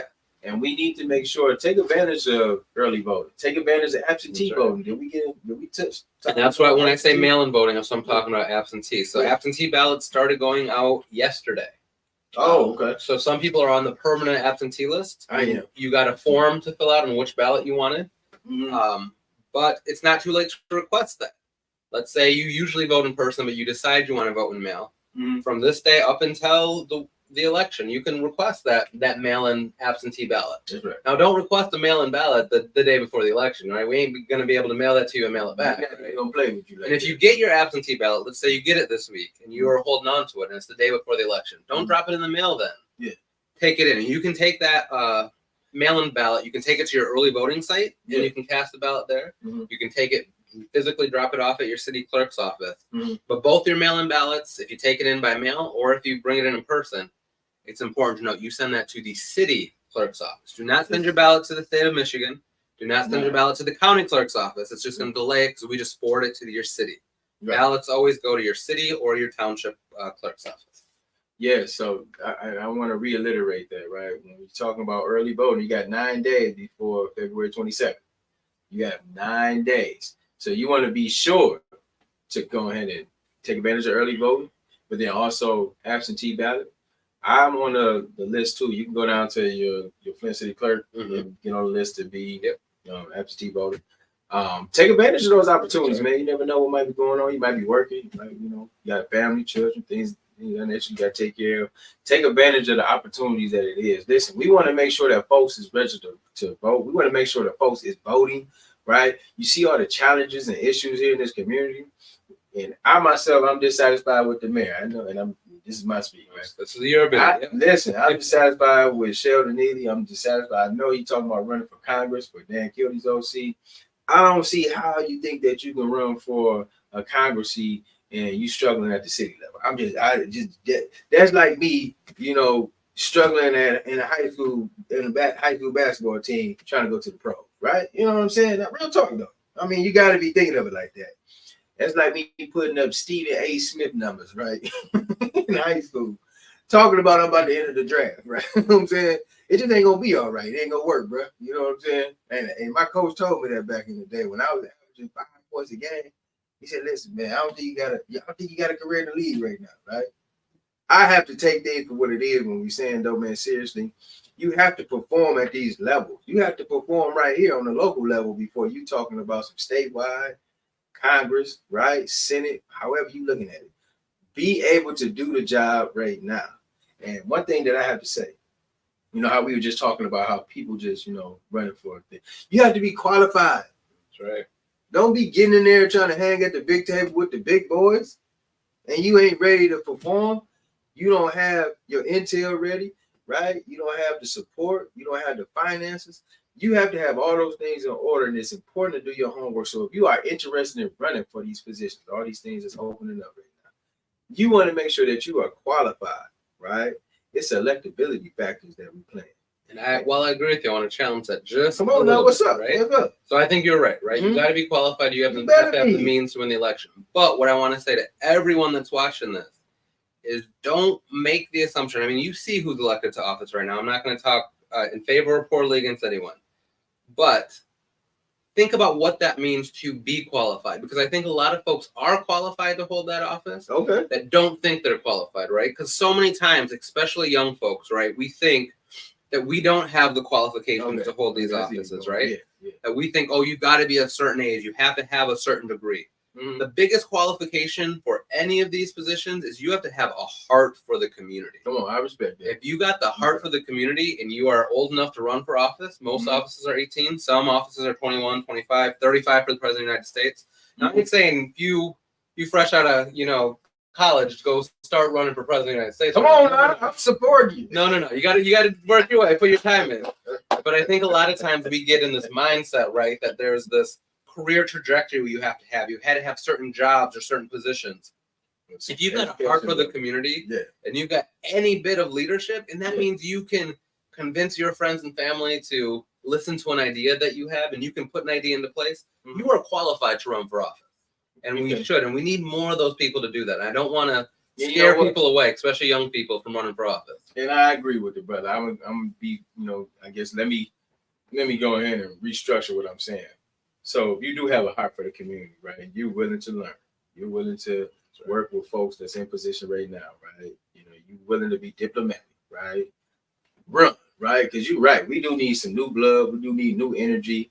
We need folks that's really, really kind of working on behalf of the people, right? Mm-hmm. First thing first, the first thing we're talking about, if you really care and want to serve, these are serve positions, right? You're a leader. You're serving leadership. If you are in servant leadership, then you should run for these positions. It's not for you to get in this position to get a check. And that's what's happening right now, man. Folks is getting a check. They getting paid. They ain't doing no work, Dom. They not getting doing paid no much work, now. These elected officers don't get paid that much. They don't get, but listen, I know, but still, though, it's like, you still collecting and you don't have to work as hard. No, listen, we can't be going for that. You know what?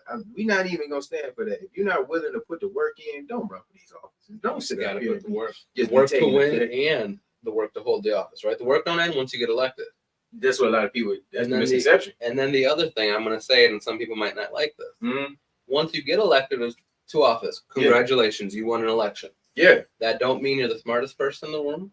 That don't mean you have it all figured out. I don't have it all figured out. Once you're elected, once you've been in one term, 16 terms, there is more that all of us can do to keep learning. Yeah. I'm still learning in my position. I'm hope to be in this position 2-3 terms, and all 3 terms I'm going to be learning. Right. Is that the max? There's no maximum. I'm just giving a number. Okay.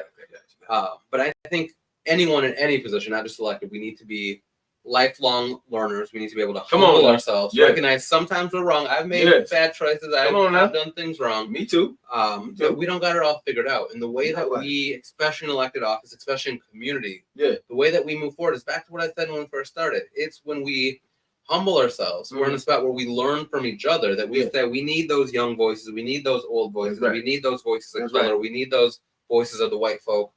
We need those voices of the rich, of the poor, of everyone, and we need to listen to each other, and we need to learn from each other. So don't get into that office, or if you're already holding that office, don't assume you know what's best because you're in that office.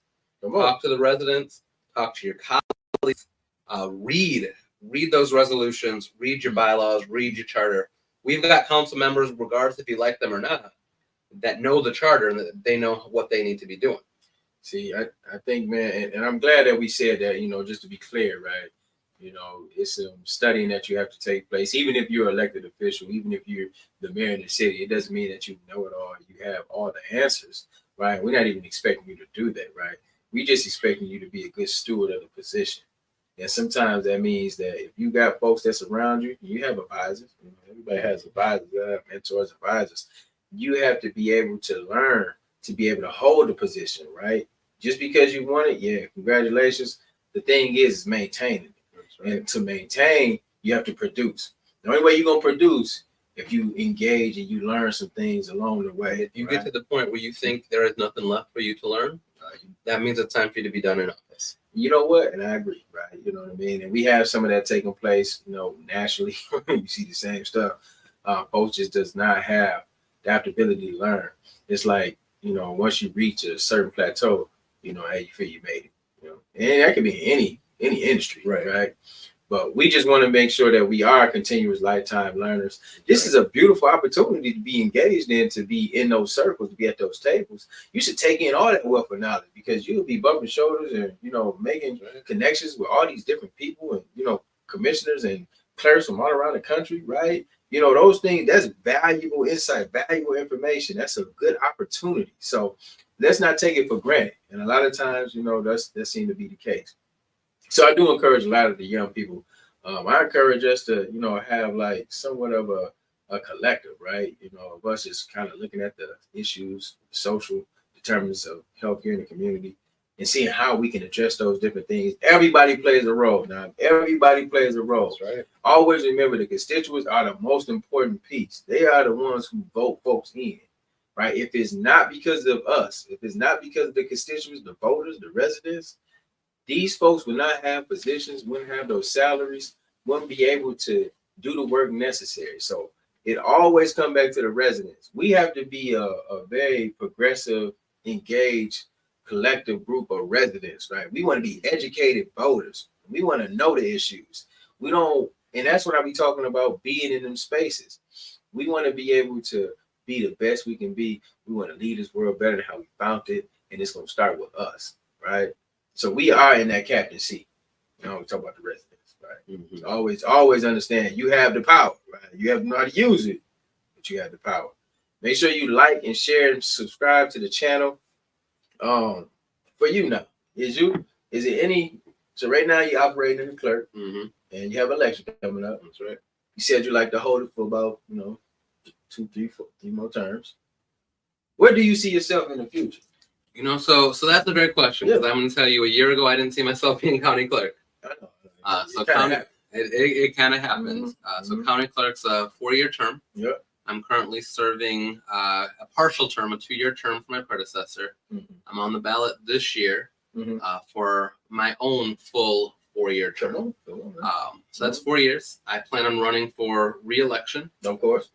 That's another 4 years. That's 8 right. years is a long time. A lot could happen, right? Yeah, I said 3 terms. That's, now we're going on to 12 years. Yeah. So I don't know what's going to happen. Something sooner, something later than that. I'm committed right now to serving the residents of Genesee County in this position. It's a great position. I've got so much to learn.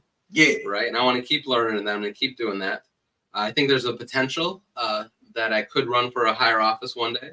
And that's a good thing that, you brought up. A lot of folks have already had conversations with me in the last several weeks about running for this congressional seat, right? And I have no interest in that. That's a big shoe. It's a big shoe. It takes a lot of money for those positions. It takes a lot of money, but I just started in this clerk's role, right? And I'm cleaning up a lot of things from my predecessor, or just from folks doing things a different style, not being as engaged with the residents. John, you was fooling for that stuff you doing in the office, man. I had to call that stuff out. John Gleason, you was tripping, right? You know what I'm saying? So that was some wild stuff going on in the clerk office. There was some wild stuff. We're cleaning that up. It's going to take more than a year to do that, right? I hope y'all clean it up. But also my passion is my local community. Come on now. I'm not saying Congress is not important. It's very important. Who's the president is very important. My passion is not international affairs and the wars that are being fought and federal policy. My passion is Genesee County. It's the city of Flint. It's making sure that every person has the right to vote and that our election process is safe and secure. So I don't know what's next for me, but I can guarantee it probably won't. Never say never in politics, but it probably won't be anything in the federal government. Maybe one day at state office, but I'm happy right here in Genesee County. Come on now. That's what you're talking about, doing well where you are. That's right. Let's perform at this level, right, before we step it up. And I commend you, man. I'm proud of it, right? I've seen the climb. I've seen the work, right?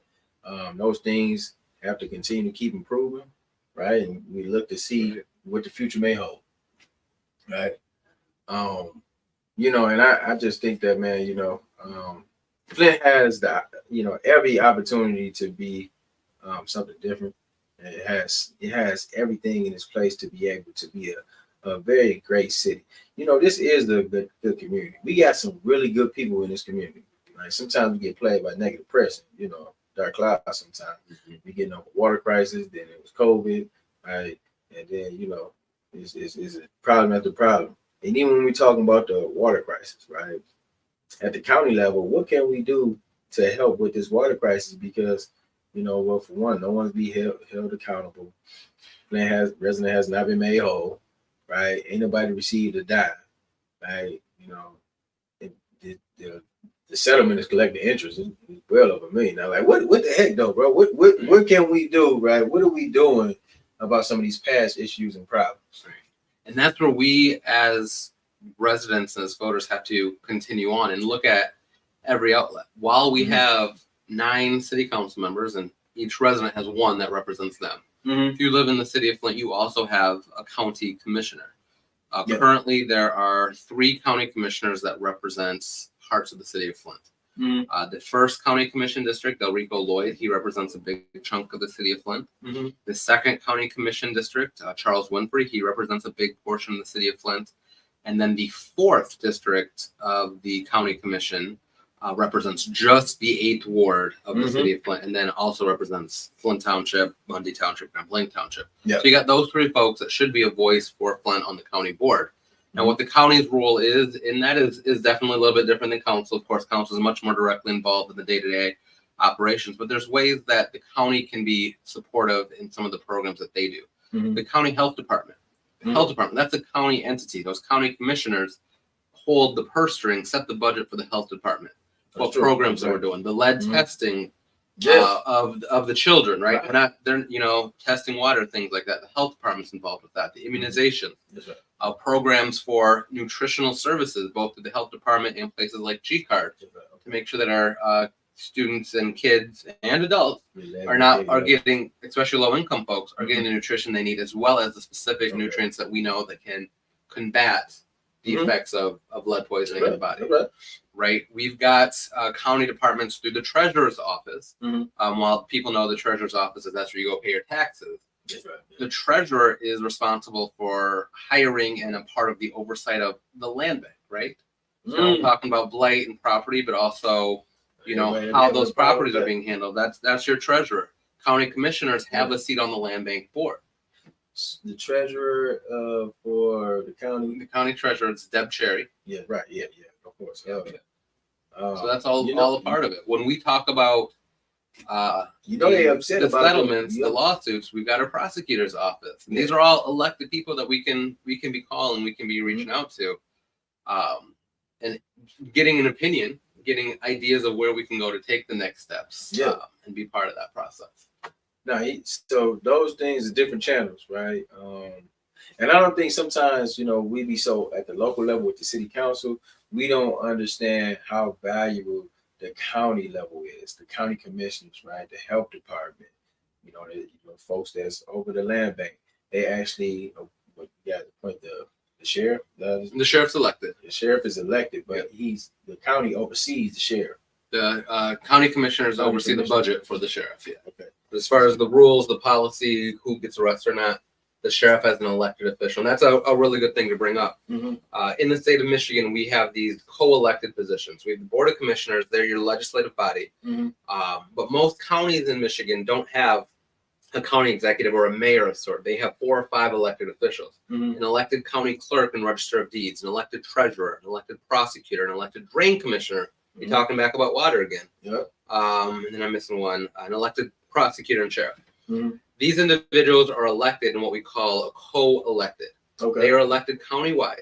So the Board of Commissioners, they cannot directly tell these co-elects how to operate their department. Mm-hmm. The Board of Commissioners can't tell me that I have to use a certain voting equipment. They can't tell me I have to give out a birth certificate a certain way.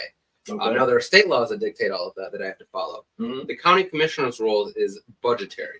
Okay. They set my budget. They tell me how much money I get to do those things. And state law says that they have to give me enough to be adequate to complete those things. Mm-hmm. But when it comes to the processes of my office, when my office is open, how my staff interact with the residents, that is decisions that I get to make. When we talk about our sheriff, it's the same thing. Mm-hmm. The board, they set the budget for the sheriff. But if the sheriff does a ghost program or ignite, or who the sheriff decides to arrest and not arrest, that's the sheriff as the chief of that division. Okay. The prosecutor, the same thing. The Board of Commissioners sets the prosecutor's budget. Here's how much funding you get. Mm-hmm. Here's how many prosecuting attorneys you get to hire. You pick who you get to hire. You as the prosecutor pick who gets prosecuted or not. The prosecutor picks who gets a plea deal and who doesn't. Mm-hmm. And there's a lot you could talk about that if you agree or disagree on some of the decisions that they've made. But that's why we elect these people, because they're making those decisions rather than having a Board of Commissioners who has no experience in going to law school, setting legal precedents, who have no experience policing, being your sheriff, who have no experience in voter education and voter protection, being your clerk. So that's where the balance comes in. Okay. If you as the voter don't like what one of these co-elected positions are doing, those 5 positions I named, you can reach out to them directly. They're all elected. They are all accountable to you, A. And B, if that's not enough, you can talk to your county commissioner.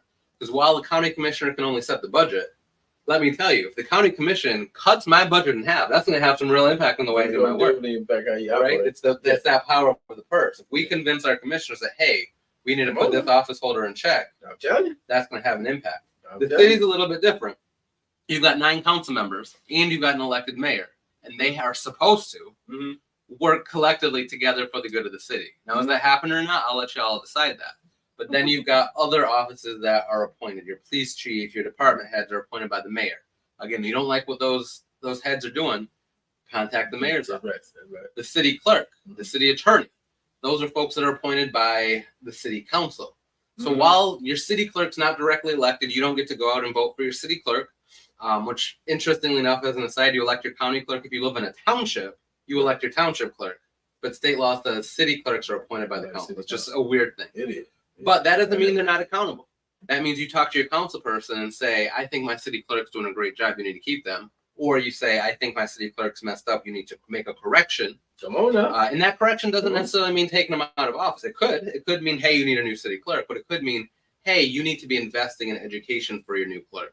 Hey, you need to be making sure your city clerk is working with the state and the county clerk. That's right. Yeah. Hey, you need to make sure your city clerk has the funding to adequately pay good staff, so they don't have staff that are being paid a subpar wage and then not having quality employees in that division that are cutting quarters. Or it could be, hey, what our city clerk's doing is absolutely egregious and wrong, and we need to find a new city clerk. Come on now. Right? So there's a lot of different steps that can happen, but there is accountability. Just because someone's not elected doesn't mean they're not accountable. No, and I think that's where we want to get to. It's like, the thing is, at every level of the game, there's accountability. You just need to know state law, right, of how to be able to hold accountability on those folks, right? Like just the difference between, a county clerk is elected position, right? But the Flint City Clerk down there is appointed by a city council. So you want to be able to understand those things. And I think those are the layers, right? That people are becoming, being knowledgeable about, they start to understand, and then they start working on based on what they got. So I think, man, that was actually, man, some pertinent information. I know some folks were dropping stuff in the chat. You may have to go ahead and just kind of run back and kind of see some of those different I saw things, one man. question about a recall about the governor's office. So that gets filed at the state. There's a state board of canvassers. They approve or deny recalls in the governor's office.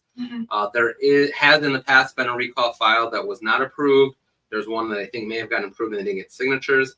There's a state board of canvassers meeting coming up later in January where they're hearing new recall petition language. There's someone that has submitted a recall against our governor.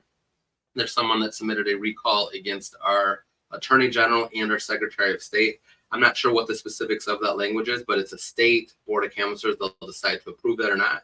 Really? And they get the signatures? And similarly, just like all these local offices we talked about, if they get that language approved, they got the same amount of time, 180 days, to collect signatures across the state. So now you're talking hundreds of thousands of signatures to try to get the governor recalled. If you think that should be or shouldn't be, but there is a process going on right now as we speak about. That's deep though. They had all three of them. They looking at get all three. Is it the Republican? So I don't know, honestly. They probably mad because they on TikTok. They're obsessed you on TikTok. No, man, but that's interesting. I didn't even know about that. But yeah, if you have any questions or anything else, man, I appreciate everybody who's dropping lines in the chat. It was a question that I meant to pull out of here that it got buried, so I kind of got sidetracked. But hey, there's a lot of folks in these comments asking you to run for office. You know what, man? I like, to be honest, I like sometimes being on the outside looking in, right? You know what I'm saying? I have, like you said, folks recall and they'll be coming at you. People probably be mad at me about some stuff, man. Listen, but you know what? I really appreciate, being a part of the city of Flint. I appreciate, doing the work, right, from the grassroots level. A lot of times folks has to be out there. Like you said, everybody play a role. Everybody has to be in the game, right? We on the team. We on one team, whether we know it or not, right? But the thing is, you got to be proficient in your role. So right now, my role is out here. That's right. But I do want to help and assist with getting voters registered. I really want to help with that outcome and just the results. That's what I'm interested in. So whatever, I don't know what you got planned, because I know that was a question that former Councilwoman Galloway had wanted to know.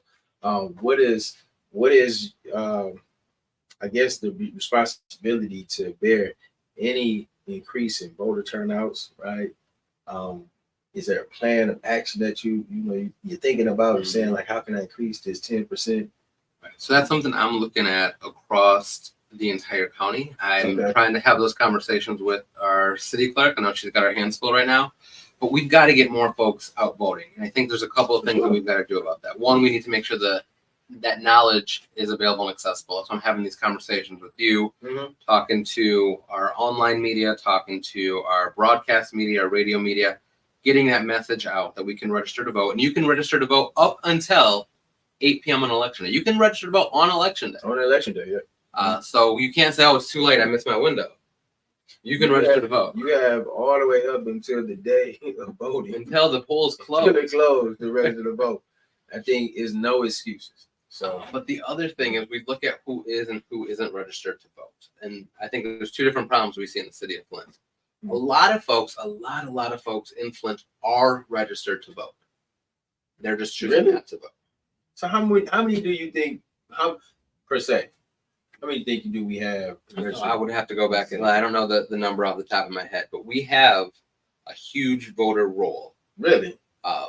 That's a lot of folks choose not to vote, and we got to get them to vote. A lot of folks, they don't even realize they're registered to vote. Yeah. So while we don't have automatic voter registration right now for everyone, when someone gets their first driver's license, 9 times out of 10, they also fill out a voter registration form right there on the spot. And they don't even realize they're registering to vote. I can see that. And they're registered to vote. Mhm. So we need to make sure that people that are registered, and some folks know they're registered to vote and don't vote because they think my vote don't matter, Mhm. right? Which can't be farther from the truth. We've seen elections won by just a handful of votes. There was a couple of years ago, just in the city of Burton, a Burton City Council race was won by less than a dozen votes. We've had Congress seats in Michigan.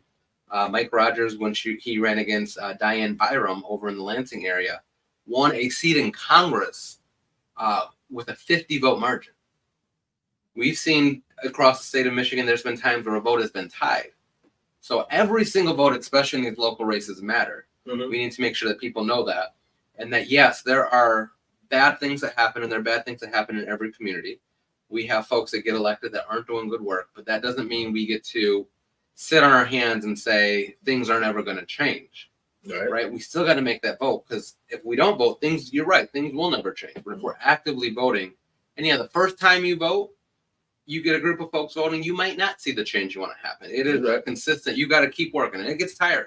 We got to keep pushing that work. That reminds you of our ancestors and our elders, right? That's right. Who fought for fair voting rights, right? They never gave up, and they're still fighting. We talking about Martin Luther King this month, right? And how he fought for voting rights for Black people, right? And those fights continue on to this day. They ain't trying to take them away. You kind of see, through different, different personnel that folks is trying to. Supreme Court is trying to axe the voting rights. So That's right. You want to be able to exercise your vote. This is a lifetime fight, so we have to be in it to win it. So you're right. It may not happen overnight. You may not get the person that you want on the first time, but you continue to stay at it, right? You'll make some change. And that's just one piece of it. It's getting folks that are registered to vote. Gotcha. The other piece is registering new voters. And regardless if it's a new voter or folks that are already registered, every county clerk, every city clerk, every elected official, mayor, city council, state rep, they have a role in making sure that happens. Mm-hmm. But also every single voter. Because I guarantee every single one of us has a friend, has a cousin, has a family member that's registered and didn't vote, or that isn't registered to vote. Sure. If you're going out to vote, make a post that you're voting. If you're going out to vote, call your neighbor and say, hey, I'll drive you to the poll with me. Come vote, right? Yeah. Souls to the poll. Let's get everybody to the polling location. Come on now. Call everyone you know. Call 10 people, call 5 people. If you bring one person with you, you've made an impact. And it's all of our roles to do that. Now, me as clerk, some of the things I'm directly working on is I'm trying to do some work within our schools, right? Because while I want everyone to vote, I think it's really critically important that we educate and we inform young people about their role in voting. And that's because that's where we're going to make change, right? Mm-hmm. We need new folks. We need young voters to vote. That's the only way we're going to save our society. Getting young folks to vote. So we're out in the schools. I've been working with the League of Women Voters. I've been working directly with some schools. You working at the high school? I'm trying to get into the high school. So if you got some connections in the schools, and again, not just Flint schools, we need every school in the county. We need our charter schools, the academies, all of that, to get those young folks registered. But again, once they're registered, that don't stop it. Then we got to tell them, all right, you're registered, go vote. And I don't want to hear that, oh, it's too hard for me to vote. If you're registered to vote, all you got to do is call your clerk's office and say you need an absentee ballot. You may have to, the first time you might have to go in and fill out the form. You can ask for that form to be mailed to you. If you don't like going in person, you can vote by mail. If you're not available on election day, you got 9 days of early voting you can do. We're making it easier for people to vote.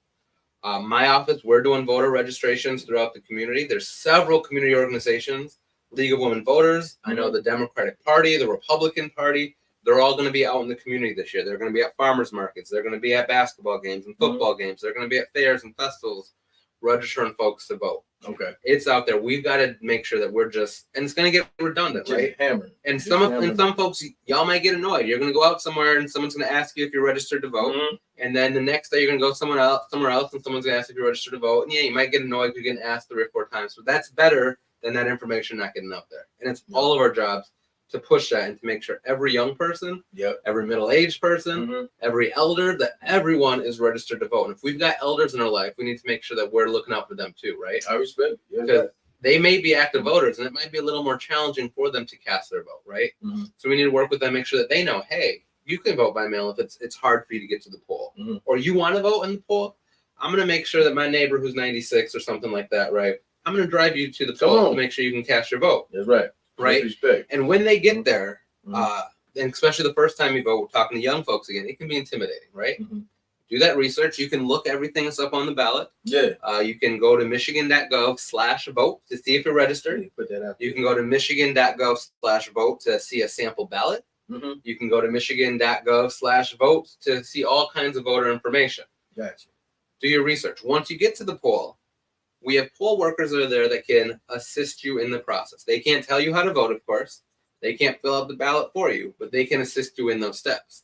And let's say you have some sort of disability, or even just the ballot's confusing for you. And this is what a lot of folks don't know is out there. We have a system called a voter assist terminal. And a lot of folks might see it's this machine that's usually over in the corner at a polling location. And that's for anyone with any sort of disability. You can't write, you can use that terminal. It's a computer screen, and you can push buttons to cast your vote. And there's arrow buttons, you can go up and down. There's something called a sip and puff, which is folks that don't have mobility of their hands. There's a device that they can use in their mouth. They have to have that device themselves, but they can plug that into this machine, and through blowing air or sucking air in, can go through the choices and cast their ballot. They can see it visually on the screen. Folks that are blind, that same voter assist terminal, they can plug in their headphones, and their ballot can be read to them, and they can cast their vote of the ballot. But that special device isn't just for folks with disabilities. If you're confused on how to fill out the ballot, you don't know how dark you want that circle to be, or you're concerned you do something wrong, you can use that machine too. And one of the things I always encourage folks to do, because folks go in, they fill out a ballot, they realize they did something wrong, they spoil their ballot, they get a new ballot to try to fix that 2 or 3 times. If you're messing up your ballot 2 or 3 times, I tell folks, go over and use this device. It doesn't mean you have to have a disability. You can use a voter assist terminal. It just means you need assistance in voting. That's right. That's right. And take advantage of that. You can push that button, because that voter assist terminal is not going to let you vote for too many people in a race, right? It's not going to let you not color in deep enough or too much, or accidentally scratch through. You type in what you want, it'll print out your results. You then get the ballot. You can look at it. Everything you wanted is there. You can put that ballot in the machine. So I just want everyone to know you've got that voter assist terminal that can be used. You got folks saying, man, you need to do a voter registration training. Absolutely. Hey, I would say, and I meant to pour this out too, but the elders is trying to get me. Bada said, Democrats are redistricting again. Is this the most urgent question for Domonique? I'm guessing it's a thing of why are Democrats redistricting? Sure. So it's not just Democrats, it's Democrats and Republicans. So every 10 years, we are required to redistrict based on the U.S. Census. So we need our city council wards to all be roughly the same number of residents. We need each state representative district in the state to be roughly the same amount of residents. Yeah. So our census, which was delayed, right? The 2020 census was delayed because of some inaction from the former president, President Trump, and how his administration handled that. There were some delays in that. Because of the delays in the census, there were delays in redistricting. But redistricting happened across the state from the Independent Redistricting Commission. They voted new lines when we elected our state representatives or Congress members in 2022. Flint City Council did their redistricting as they were supposed to in 2022. The County Election Commission, the County Redistricting Commission did redistricting for county commission wards in 2022. They'll do that again after the 2030 census. But what we're seeing is, because we're still here in redistricting going on, the Flint ward map, they're not redistricting, right? We're just saying that they put that map in action before it was supposed to go in action. It's still the map that got voted on in 2022 will be the map moving forward.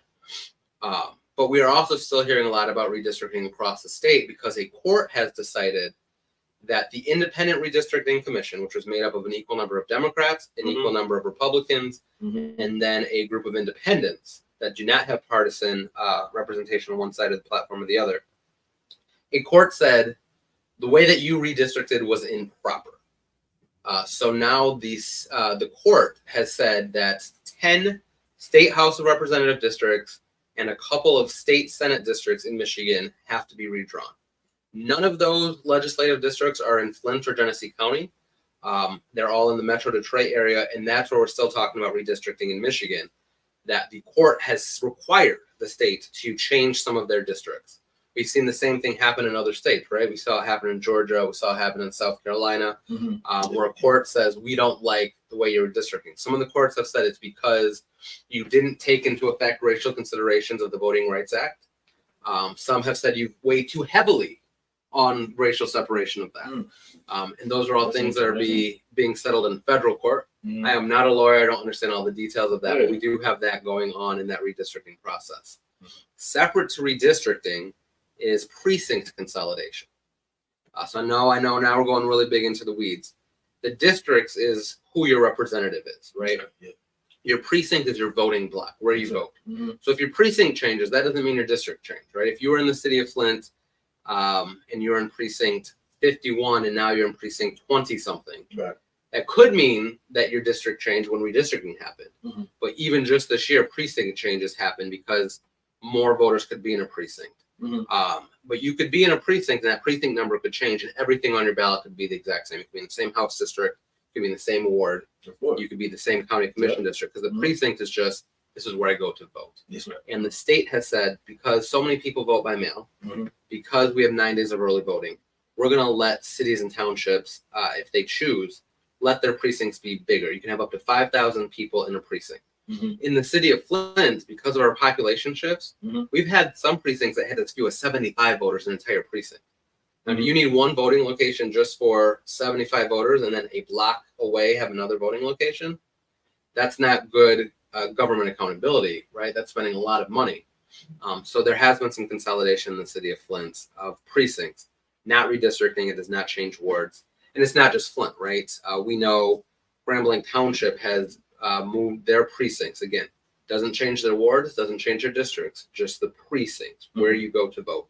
And if that happens, if a voter has a precinct change, the city clerk, or if you live in a township, your township clerk is by state law required to mail you a new voter registration card. So if you are concerned about where you go to vote, it's this time of year right now, this second and third week of January, this is the week where the clerks are required to send out those voter registrations. So you should be getting a card in the mail. If you didn't get a card in the mail, it could mean A1, your precinct did not change. Or it could mean 2, your city or township clerk isn't up on their business and you need to call their office. So if you ever don't know, if you didn't get a card, call your clerk's office and ask, what precinct am I in? Where do I go to vote? They might tell you it's the same, it didn't change, that's why you didn't get a new card, they did the right thing. And they might say, it did change, here's your new location, and you should be getting a card in the mail soon. And is there something online where you can look that information up? You sure can. You know where that is? Michigan.gov/vote. Okay, yeah. I think I dropped it in the chat. Okay. No, I mean, I think that was, I'm hoping that everybody, was able to pull something from this conversation and that it made sense to you, right? Don, we got to bring you back in too, man. So, absolutely. The further we get down on this, man. Got to keep people welcome you. We got to keep sharing this information, right? We talked about it now, and we went into a lot of details, right? Later in the year, we might just be doing a reminder. Hey, register to vote. Where to go vote. I don't got to go into all the details, but we got to get that information out there. And I recognize we got to repeat it to make sure that people remember it and understand it. Be consistent with it. Yeah. And I'm gonna do a job. I'm gonna go back and look at the broadcast. I'm gonna be pulling out some of this information too, and then we'll just keep on elaborating, keep sharing this information, and making sure that folks understand, how to be an educated voter, and then being prepared for these elections that's coming up this year, man. And we got a lot going on this year. As folks have questions, especially about where to vote, how to vote, contact your city or local clerk, Flint City Clerk. Yeah. But regardless of where you live, if you live in Genesee County, feel free to reach out to my office as well, the Genesee County Clerk. We're online. Genesee County has a website, GeneseeCountyMI.gov. You can email me directly. It's dclemons@GeneseeCountyMI.gov. If you go to our county website, you'll find the phone number to my office. I don't have that memorized. I don't want to give you all the wrong number. But I'm accessible. My elections office, my assistants, they can give information out. If they don't know the answer, they'll get it to me, or you can ask to speak to me directly. I will answer questions as I'm available. If I'm not in a meeting or if I'm not on the air with you, right? Right. But feel free to reach out to me directly. If I don't know the answer, I can certainly either find the answer or find where to direct you to get the right answer. Now, and I appreciate, we dropping the information in. Shout out to everybody Shout out to everybody that's on the broadcast. Shout out to everybody who is dropping information in the chat and sharing this information, because we are an informed community. Listen, we all we got. Right? We only as good as our team. So we want to make sure that everybody is learning, understanding these channels, and then we are definitely getting straight to it, man. A lot of folks appreciate the conversation, man. I advise you, some of this stuff you might want to go back in and kind of drop the comments and elaborate on some of these things so people can kind of follow through. Yep. Right. And then we will definitely bring the brother back. We'll have a conversation. This is the first of many. We got the next important date is January 23rd. If you live in the 7th Ward and you want to run, January 23rd. Right. For and everyone else, February 27th is election day. And then those recalls need to be in by February 2nd. They're going to be on the May ballot, February 2nd. So you want to be, Miss Taylor, Miss Beverly Biggs, Mama Claire, all those signatures for the recall must be in by February 2nd, so it can be on the May ballot, right? So we want to make sure that folks is out there. I know they'll be meeting at McDonald's tomorrow at 12:30 on Cloud Road. So if you are looking to get help and support that effort, make sure that you meet them at 12:30 at McDonald's. We're trying to get all these information out for you all. And we will continue to keep pressing the issue and keep getting information out there, and just try to make sure that, we be a good source of information flow for the city of Flint, not only just the city, but the county as well. So I thank you, Brother Don. Right, absolutely. Thanks for having me. Come on, baby. You held it down, man. Got to keep the residents informed. Man, real talk, man. They expect this. So and we'll continue to keep doing that. I'm gonna double back with you about supporting those efforts in the high schools, because we do have these programs in the schools, so we want to make sure folks are talking about voting. If we can reach them early in those years, man, so then that way they carry it on in their adult years, then that's longevity. So we'll be partnering on that, and we'll be getting back into it. So thank you, everybody. Make sure you like, share, subscribe to the Fli-City Blackout. Is any parting words you'd like to say to the community? Let them know some parting words. I've said a lot. It's Friday, man. I've said a lot. Democracy is not a spectator sport. We need everyone to get out, get involved. We're going to have disagreements. That's what a healthy democracy is. But if you aren't voting, if you aren't getting involved, if you feel like it's right for you, run for office. That's what it comes down to. That's right, man. And I agree. I second that, right? It is your choice. It's all up to you. It depends on how you want to be represented. If you don't like what's going on, change it, right? If you need to get involved, you need to be there, right? If you haven't voted or haven't been engaged in the process, then you have a part in the role to play, right? We got to blame ourselves. We can't be blaming everybody else. So we want to get involved. We want to continue to keep pushing messages out. And make some change here in this community. So thank you all for everybody who tuned in today. If you haven't liked the channel, please like the show. Connect with Dom. We gave you information out for the county. Perfect. So connect with him. If you got any other questions, any additional information, man, connect with him. They'll be able to present it to you. We will be tapping back in here very soon with you about some more information updates. Tomorrow they'll be doing the meet up at McDonald's at 12:30. Appreciate it. Thank you, everybody. How we end the show, we all do it. We'll kind out. It's Friday. Enjoy your weekend and be safe out there in the city. This is our community. The county, Genesee County, is what we representing, and we're gonna stand strong in the fight for you. Right. So, man, I was. What you got going on this Friday? So I'm actually heading down. We light it up like sauce and it's sauce and it's sauce. We light it up like sauce and it's sauce and it's sauce. Fli-City got some dogs in it, dogs in it, dogs. Fli-City come off authentic. We light it up like sauce and it's sauce and it's sauce. We light it up like sauce and it's sauce and it's sauce. My city experiencing a transition from penny pinching, maximizing our dollars, multiply triple digits.